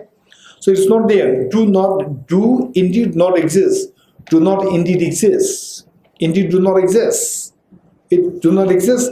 But then what? Then the dormant latencies. Okay, let's say because of the uninterrupted path, they're already kicked out, and the path of release, you get the conviction, and then you come to the post-meditative state. Okay, you are relaxing, which means the afflictions to be abandoned by the path of seeing will not arise again. you come. But still there is some mental defilements there. What defilements are there? The dormant latencies, there are objects of abandonment of the path of meditation must exist. You're getting it? You're getting it? Okay. Now let's say that to be more precise, say what is, let's follow exactly what the author is saying, Amazon is saying, that say you are in the path of the uninterested path. Before? Path of release of the path of seeing. Path of seeing has three categories: path of uninterested path, path of release, and a post-meditative experience. 3. Okay, post-meditative path.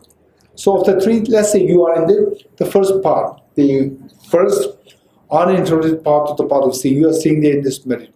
So in that state, do you still have the mental defilements, mental afflictions to be abandoned by the path of seeing? Do you have them? No. You don't have them. Okay, you don't have them. Which means that what is your mind? What is that mind? What is that mind seeing? What is that mind cognizing? That mind is cognizing, that mind is realizing, experiencing. Non-dualistically, it is experiencing ultimate reality. It is, in other words, this mind, uninterrupted path and the path of seeing, these two are the non-dual experience of emptiness. These two minds are always non-dual experience of the emptiness. Okay, so now what happens is that in that state, afflictions to be abandoned by the path of seeing not there, and this mind is non-dual wisdom of emptiness, is so uncontaminated. Non-dual wisdom of emptiness is always uncontaminated.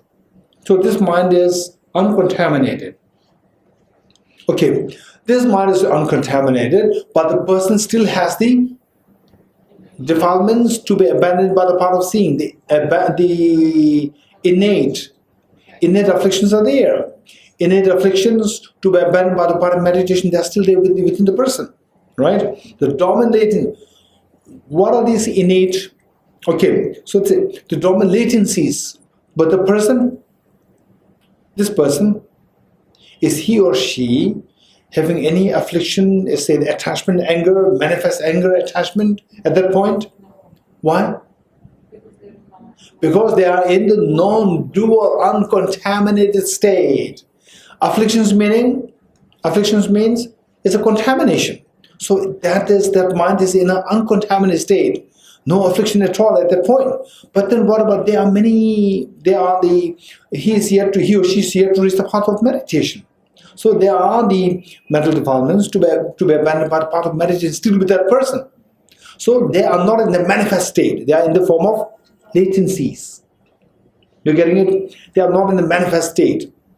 You're getting it?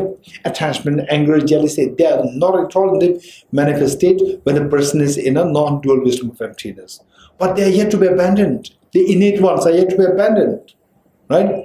So the person still has, in what form? Latencies, in the form of imprints, in the form of latencies, not in the form of manifest state. So it is in the form of latencies. Now where are these latencies? Hey?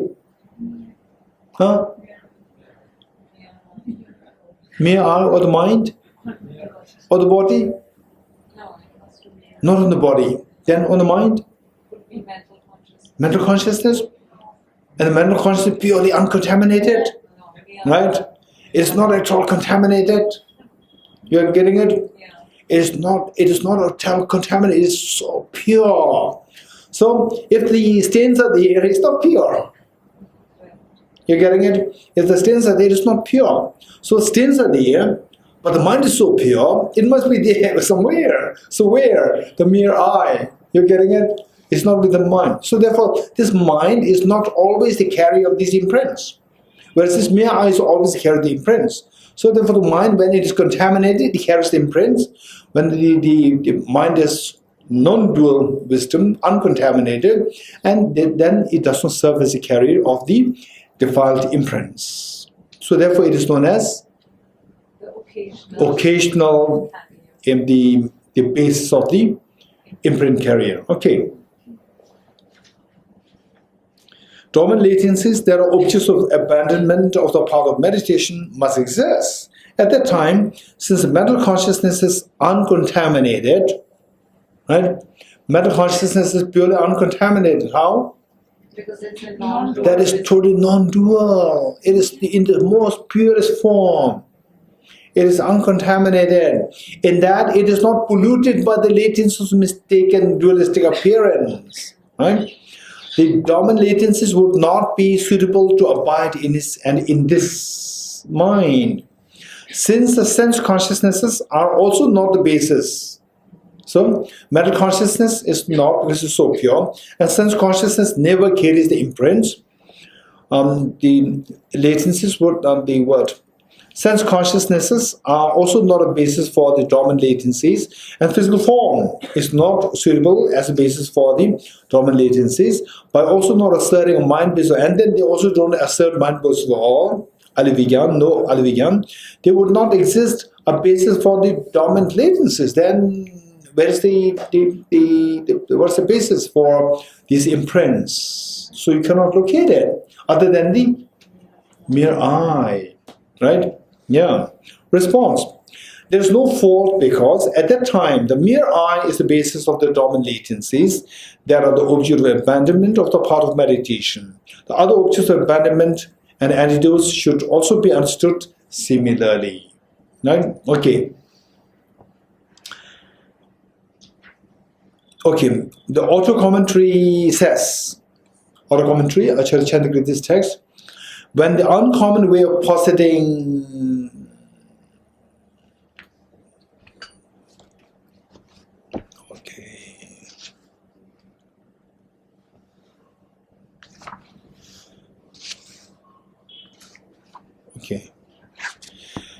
Okay, so this is translation error. When uncommon way of positing, just delete this by.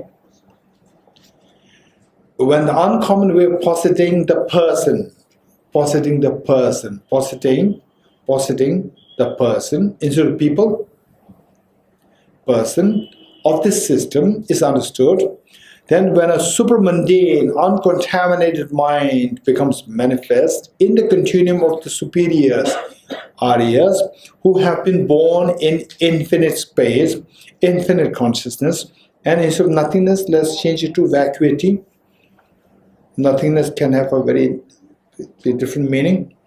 The vacuity, since there are no other mundane minds, they being migrating beings will be turned back. Okay, so one point. The first reason, very strong reason, was given as to about the uncontaminated part. And the second point, again, a very strong point, this is, which we need to know here, is that, okay, say what are the, how many levels are there for the part of, for the formless realm? Four realms are there within, subdivisions are there. What are four? Infinite space, infinite consciousness, vacuity, and peak of existence. Peak of existence or peak of samsara. Okay. Four. What are they? Infinite space, infinite consciousness, vacuity, and peak of samsara or peak of existence. So peak of samsara. Okay. Four. Now what happens is that, okay, so these four, this is very important point. This is very important point. So generally speaking, these we have to learn in Abhisamalankara when the detailed the explanation of the jhanas are explained, or the meditative concentrations are explained. But here, because we are doing this, the Madhyamaka Avatar first, unlike in the monastic universities. So we have to explain this first. The four realms within the formless realm, say these four, we see that how to make the mind subtler. How to make the mind subtler? I said basically the practitioner first, when they have the samadhi, and then the shamatha, vipassana, and the vipassana, don't mix this up. Whether the popular vipassana 10-day vipassana course is different. It's a very specialized version. It's a different connotation. Okay, so for this. After going through all these, then one goes through the different jhanas of different meditative concentration of the form realm. And all the form realm, what demarcates the form realm from the formless realm is that in the form realm, the object of these jhanas or of these meditative stage, the object, they are physical objects, physical forms. And of course, physical form that we have in the desire realm, when compared to the physical form that we have in the desire realm, the physical form there in the formless realm is much subtler, much subtler. Okay, say even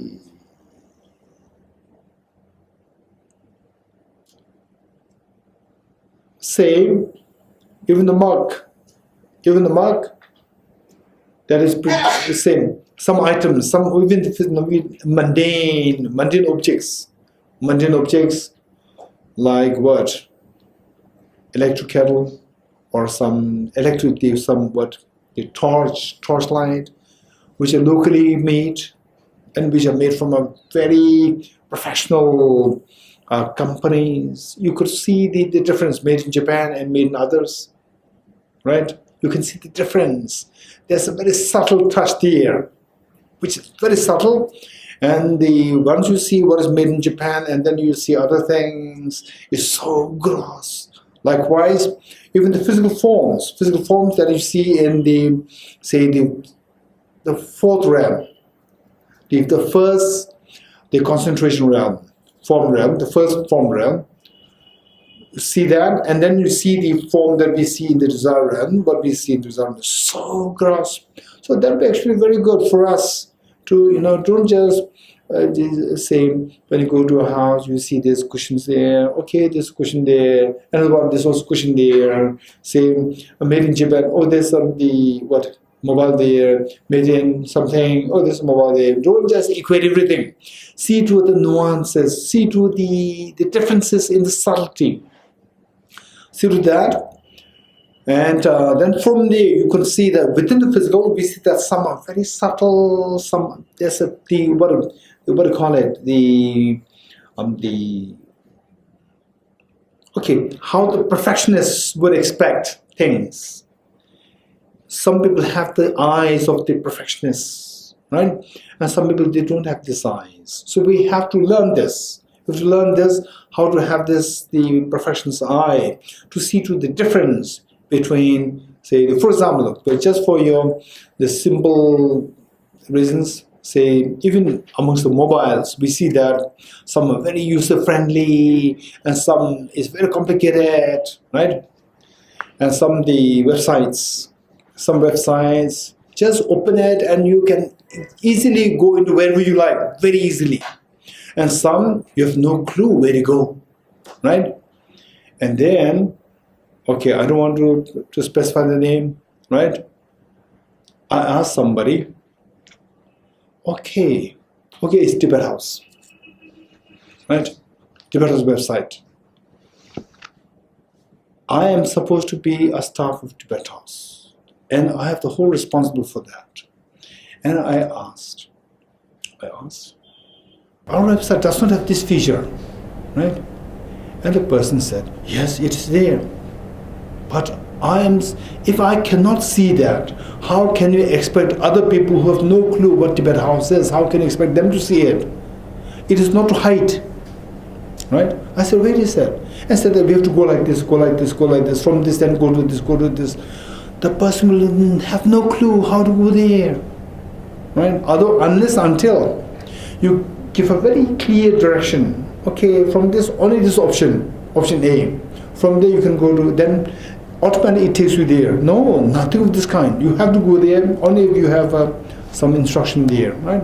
So I said, it is not to hide. If I don't know how to get there, how can you expect the people who have no clue what Tibet House is, how can you expect them to get there?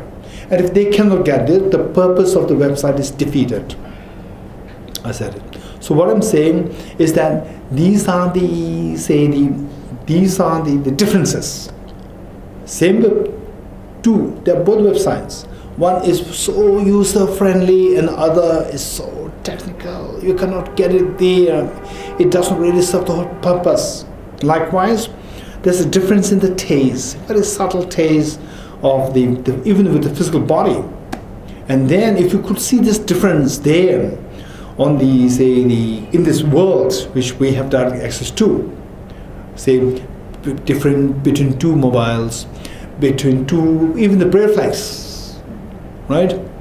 Even the clothes, the stitching, the difference. When you see these, then from there you can infer many things, many spiritual things. Like, okay, what we see as so nice, physical, when we compare this to what I see there, physical of the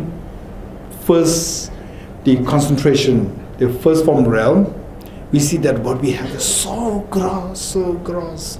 And then those people, they feel detached to the desire realm for the grossness, because of the grossness of the desire realm, of the physical forms. Then they will switch to, they will meditate to go deeper into the mind, the mental qualities.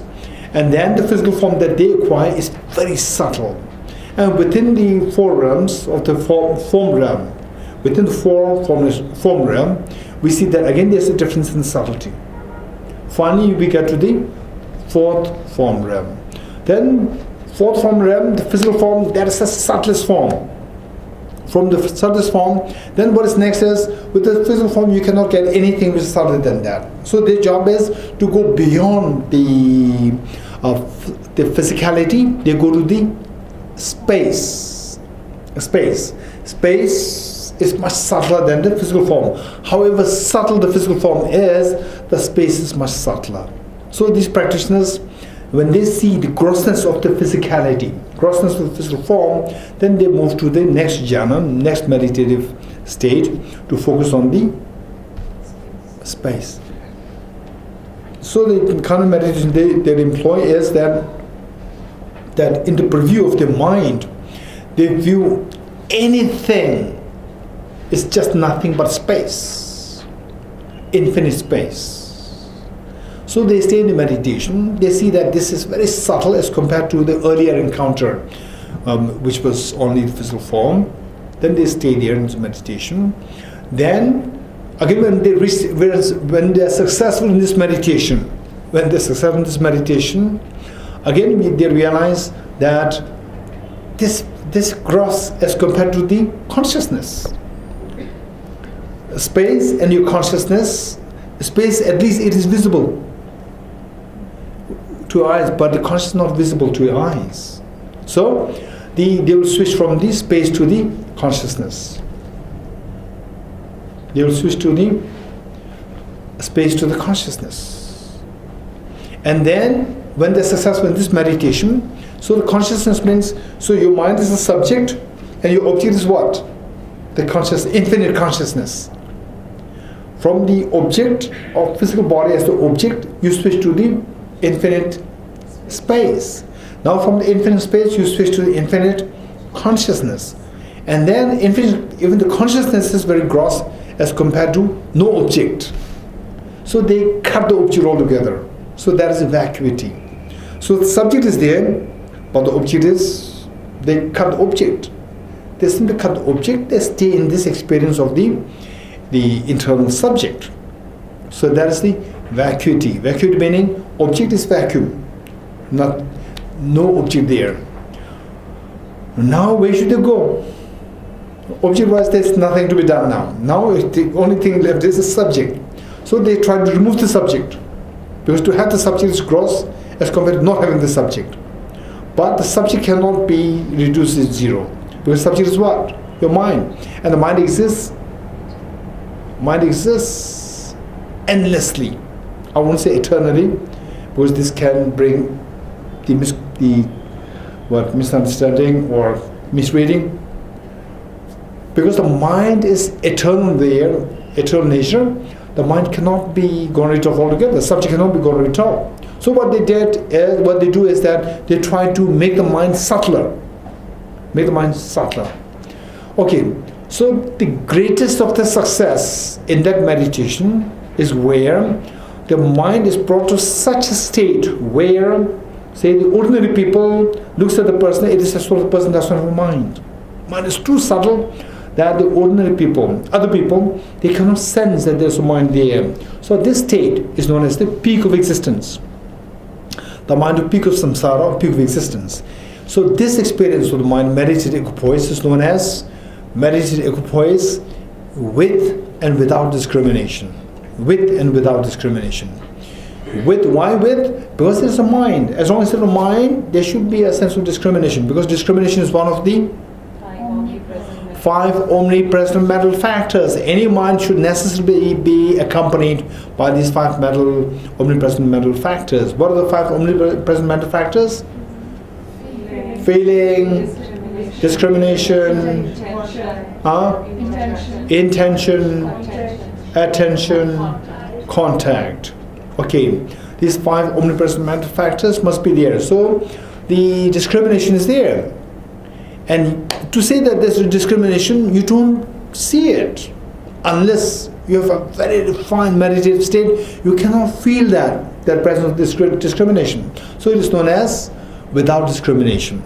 With and without discrimination. Okay, now one thing that we need to know is that this mind, as a mind, goes from one state of meditative state, from the meditative state of the desire realm, to the meditative state of the form realm, to the meditative state of the infinite consciousness, infinite space, infinite consciousness, vacuity, and the peak of existence. What happens is that the mind becomes subtler, subtler, subtler, subtler, subtler. Right? Okay. I don't know how true that is.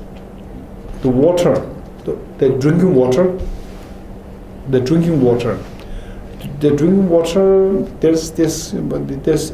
one apparatus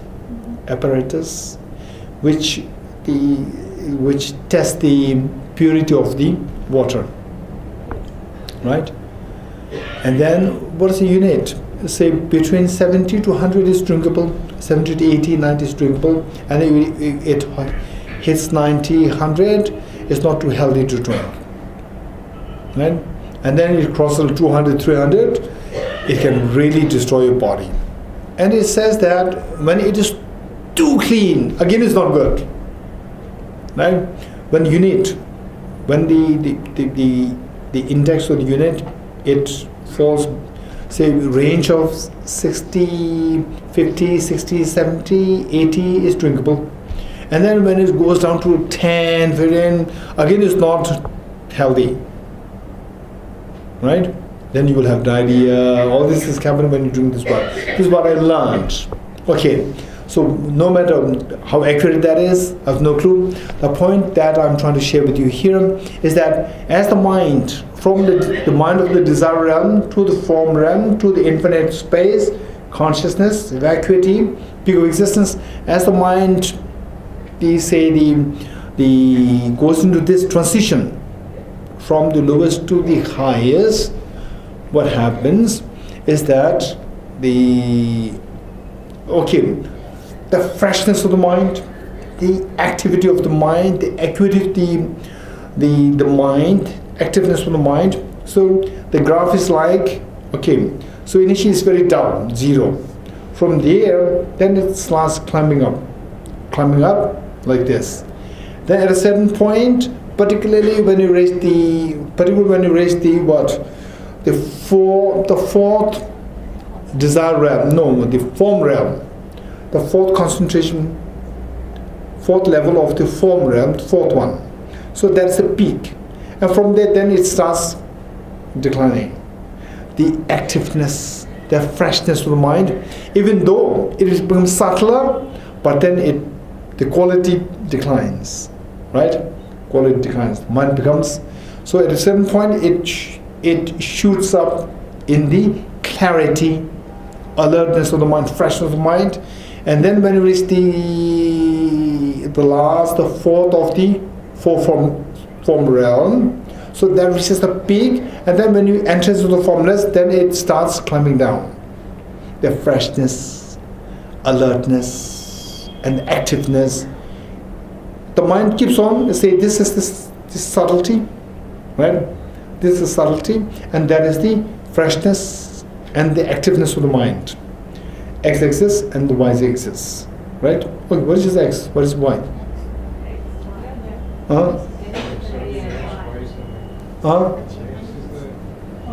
Horizontal X and the Y is vertical. Okay, X, Y, right? So X exists, it is the subtlety, and the X exists is subtlety. No, subtlety. No. No, the different realms. Okay, it's a subtlety. It's a subtlety. Subtlety. No, subtlety. Subtlety.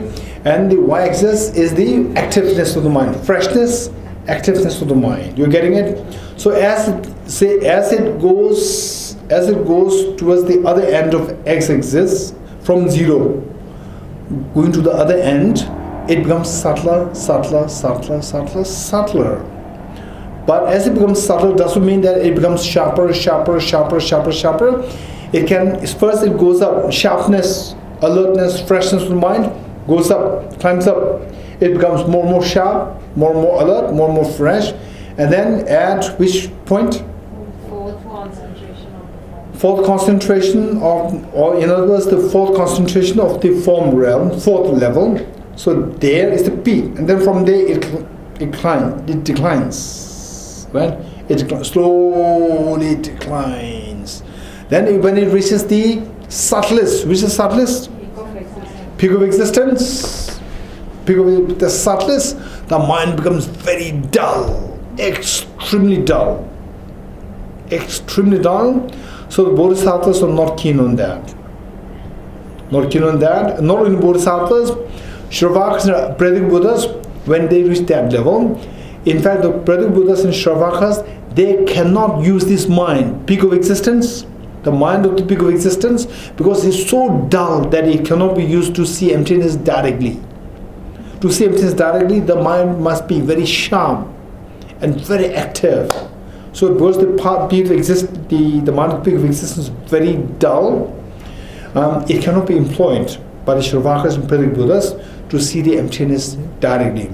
So because it cannot be employed to see emptiness directly, for them to achieve the nirvana, the last moment of the mind should be non-dual wisdom.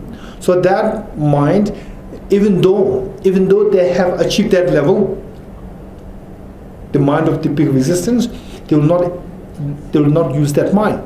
And those who are born there, Shravakas and Pradip Buddhas, who are born in the formless realm, peak of existence level, their mind, which is most easily accessible for them, is the mind of the peak of existence. But they cannot use their mind to see emptiness directly for them to achieve nirvana. So they use the mind of the lower realm, which is what is immediate lower? Vacuity. The mind of the vacuity, meditative concentration of the vacuity. So they use that mind in order to achieve the nirvana. Right? Okay. So this one thing that we need to keep in mind. You're getting it? Same as they fall in the sutra system, as the mind becomes subtler, then initially it climbs up in terms of the freshness and sharpness of mind, and then at a certain point it starts climbing down. This is according to the sutra system.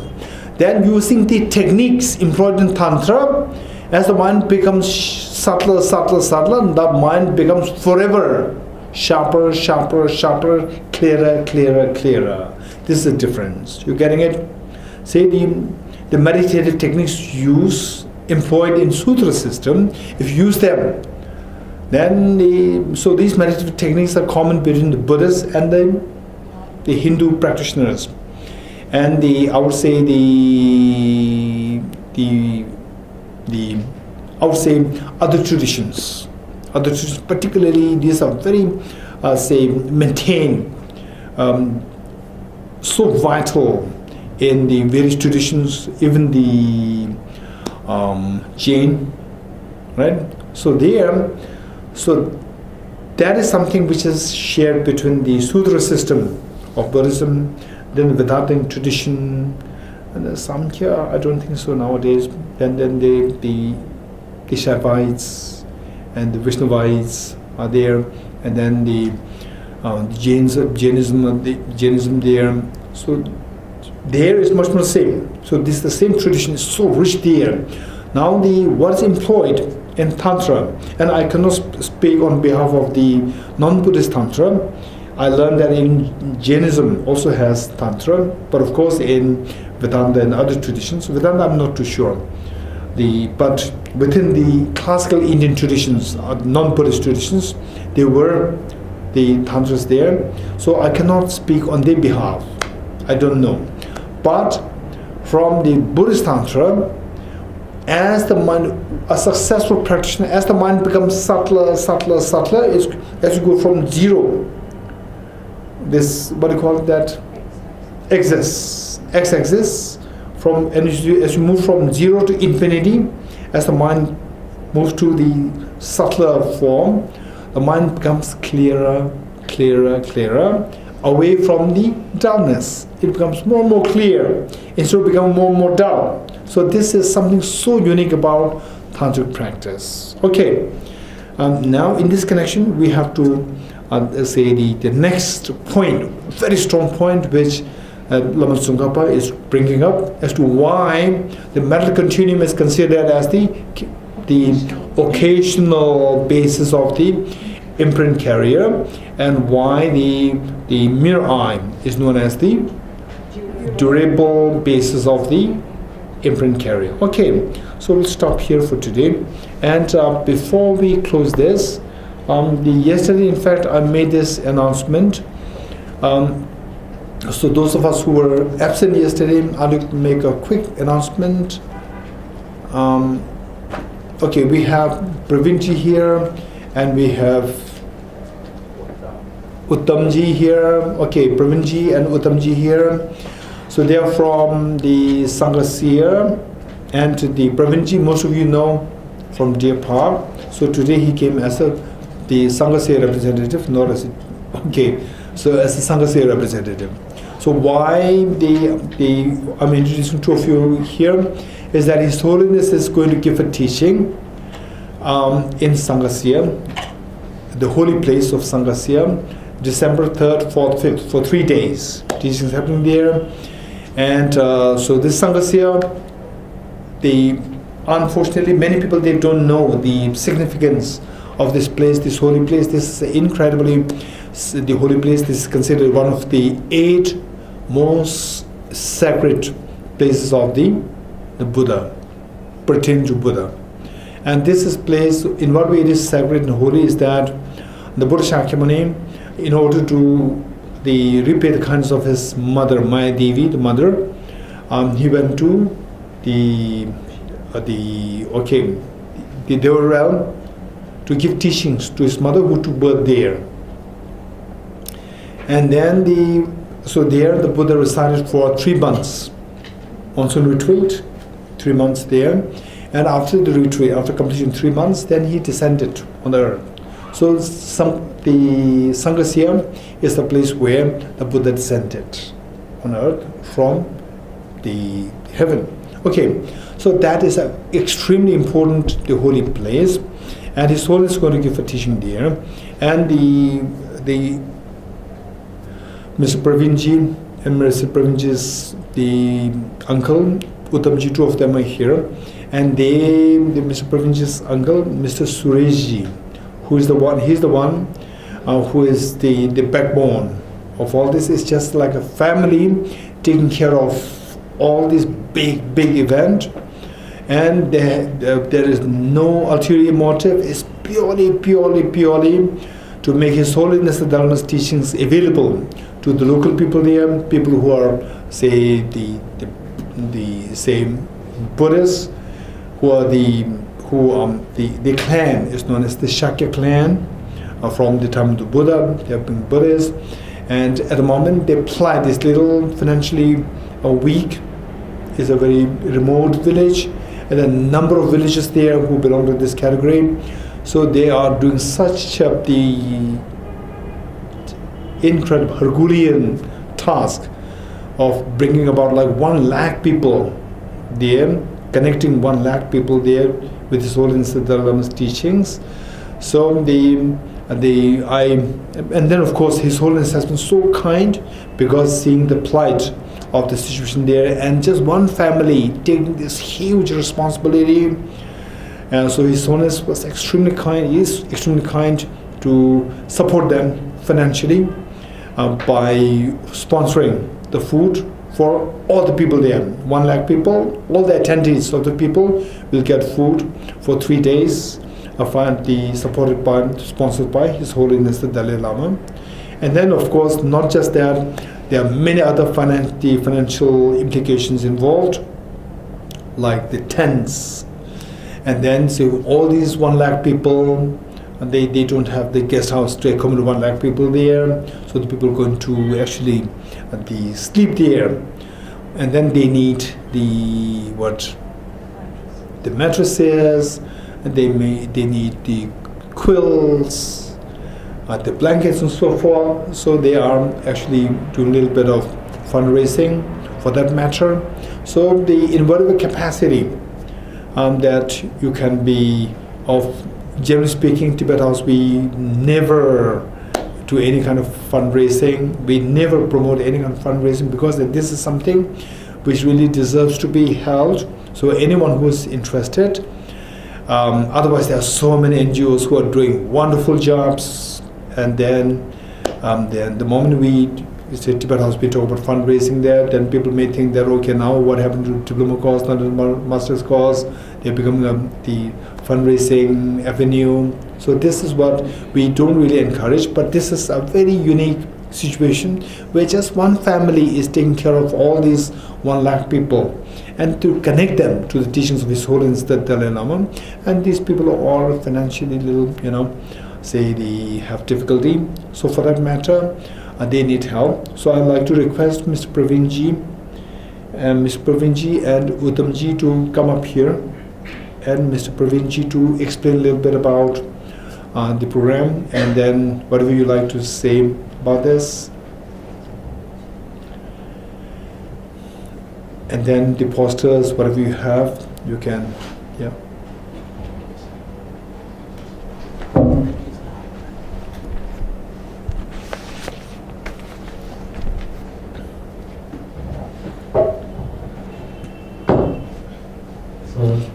Thank you so much, Kesada.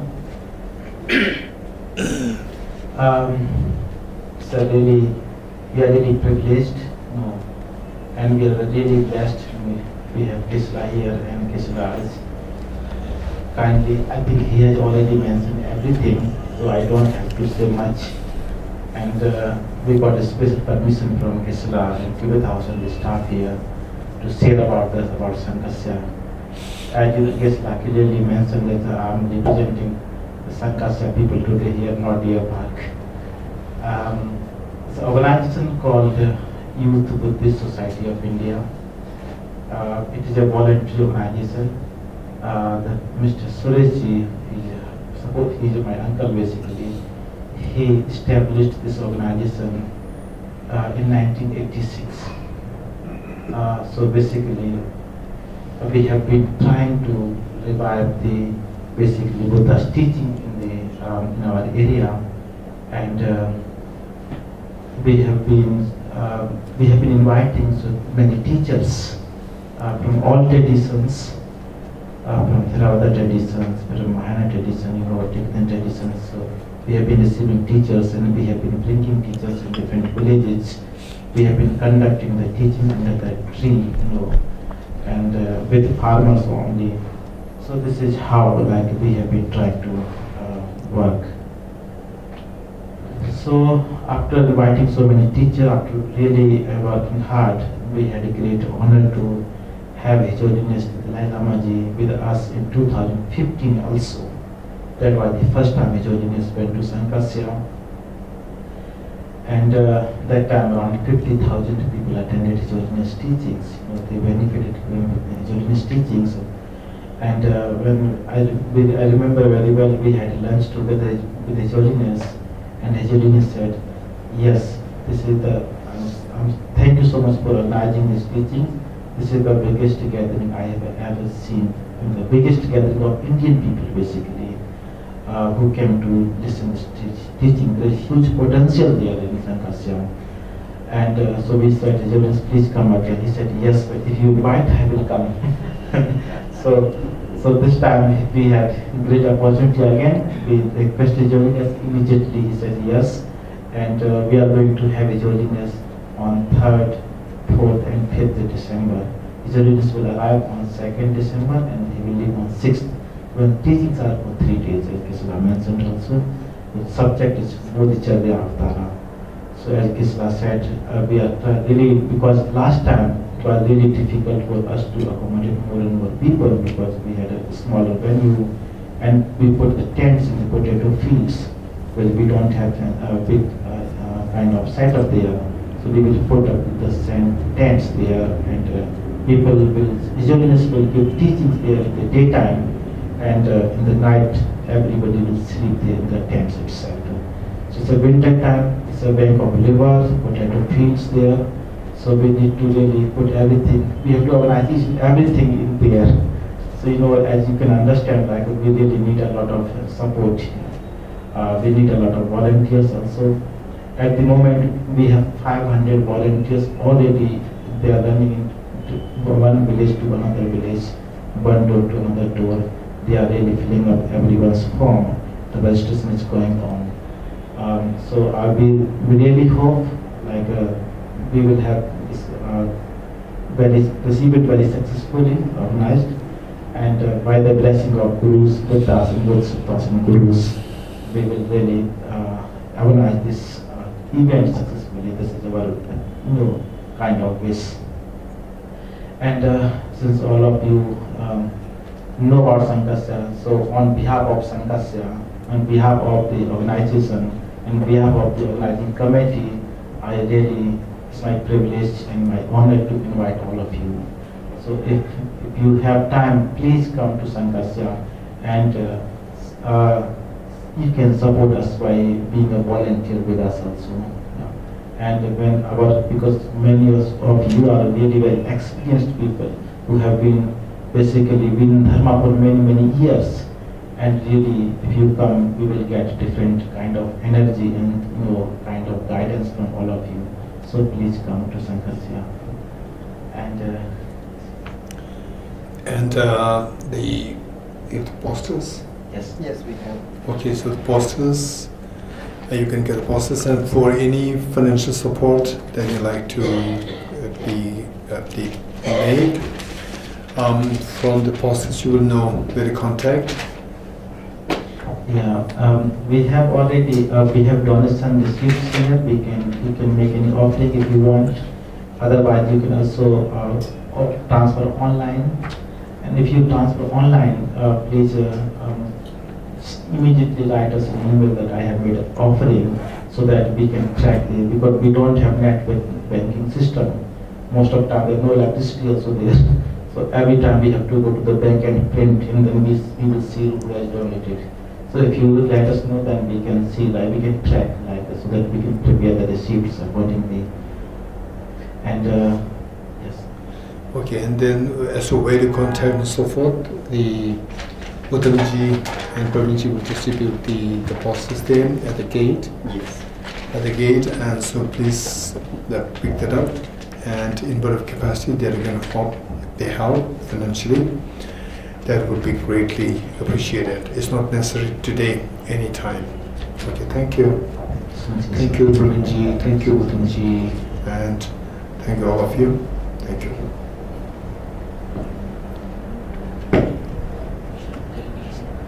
Okay.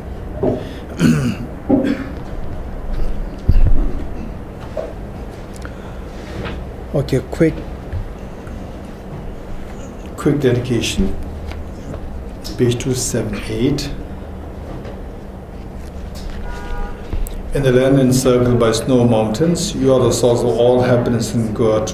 All powerful charities, the Tenzin Gyatso, please remain until samsara ends. Kare rabe gorbe jingamzo, pena dewa male chomben. Chere senwa Tenzin Gyatso ye, shabe zede badu dengyuroji. Just as the brave Manjushri and Samadbhadra too realize things as they are, also I dedicate all these merits in the best way that I may follow their perfect example. Chambala Baba Chitara Kemba Kundu Sambo Tenyan Dejen Keda Gunge Jesu Nalobjin Gewa Deda Damje Rabdumu. I dedicate all these rules of virtue with the dedication praise is the best by the victorious ones, thus go on of the 3 times. Noble Bodhisattvas days. Tuzum Jebe Gyawa Tamje Ge Mowa Kala Choto Mabad Dage Geve Zawa Degun Gyan Sambo Cheche Rabdo Mobarayki. May the Supreme Bodhicitta that has not arisen and rising grow, and may that which is arisen not diminish but increase forevermore. Chanju Semju Rembo Che Agye Pana Ke Gyoroji Ke Vanyamba Mebaya Kone Kondo Pe Baraisho. As long as space remains, as long as sentient beings remain, until then may I too remain to dispel the miseries of the world. Due to the merits of these virtuous actions, may I quickly attain the state of Guru Buddha and lead all beings without exception into that enlightened state. I dedicate the merit thus gathered towards the realization that deeds in the prayers of all the Buddhas and Bodhisattvas of the 3 times and to the upholding of the Dharma of the teaching and realization.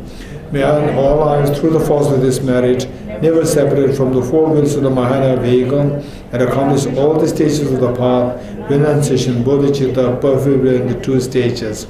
With the wish to free all beings, I shall always go for refuge to the Buddha, Dharma, and the Sangha by making inspired by wisdom and compassion. Today in the Buddha's presence, full awakening for the benefit of all sentient beings. I go for refuge in the Triple Gem. I confess the negativities individually. I rejoice in the virtues of all the beings. I hold the precious Buddha in my heart. The path of union of emptiness and compassion is loosely explained by the protector of Buddha, Dharma, and the beings in the snow land. With the Lord soul to Tenzin Gyatso, we supplicate you that your wishes are fulfilled spontaneously. Tonye Nyenje Zondo Jobe Lam, Chejere Selze Kanje Dendru, Chana Bemo Tenzin Gyatso La, Soa Devzo Shendo Dendru Sho.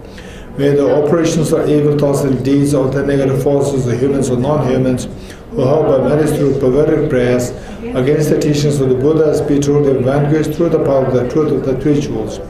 Olam nobe gyave demba la kuve najo sujen sumede samjur nyembe juba maduba chosum dembe zeni chu guruji.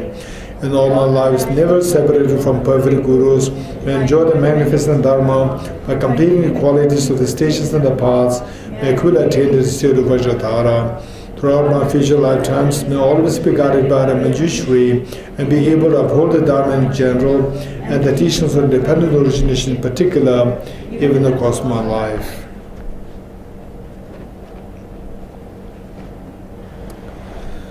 Okay, see you on Sunday.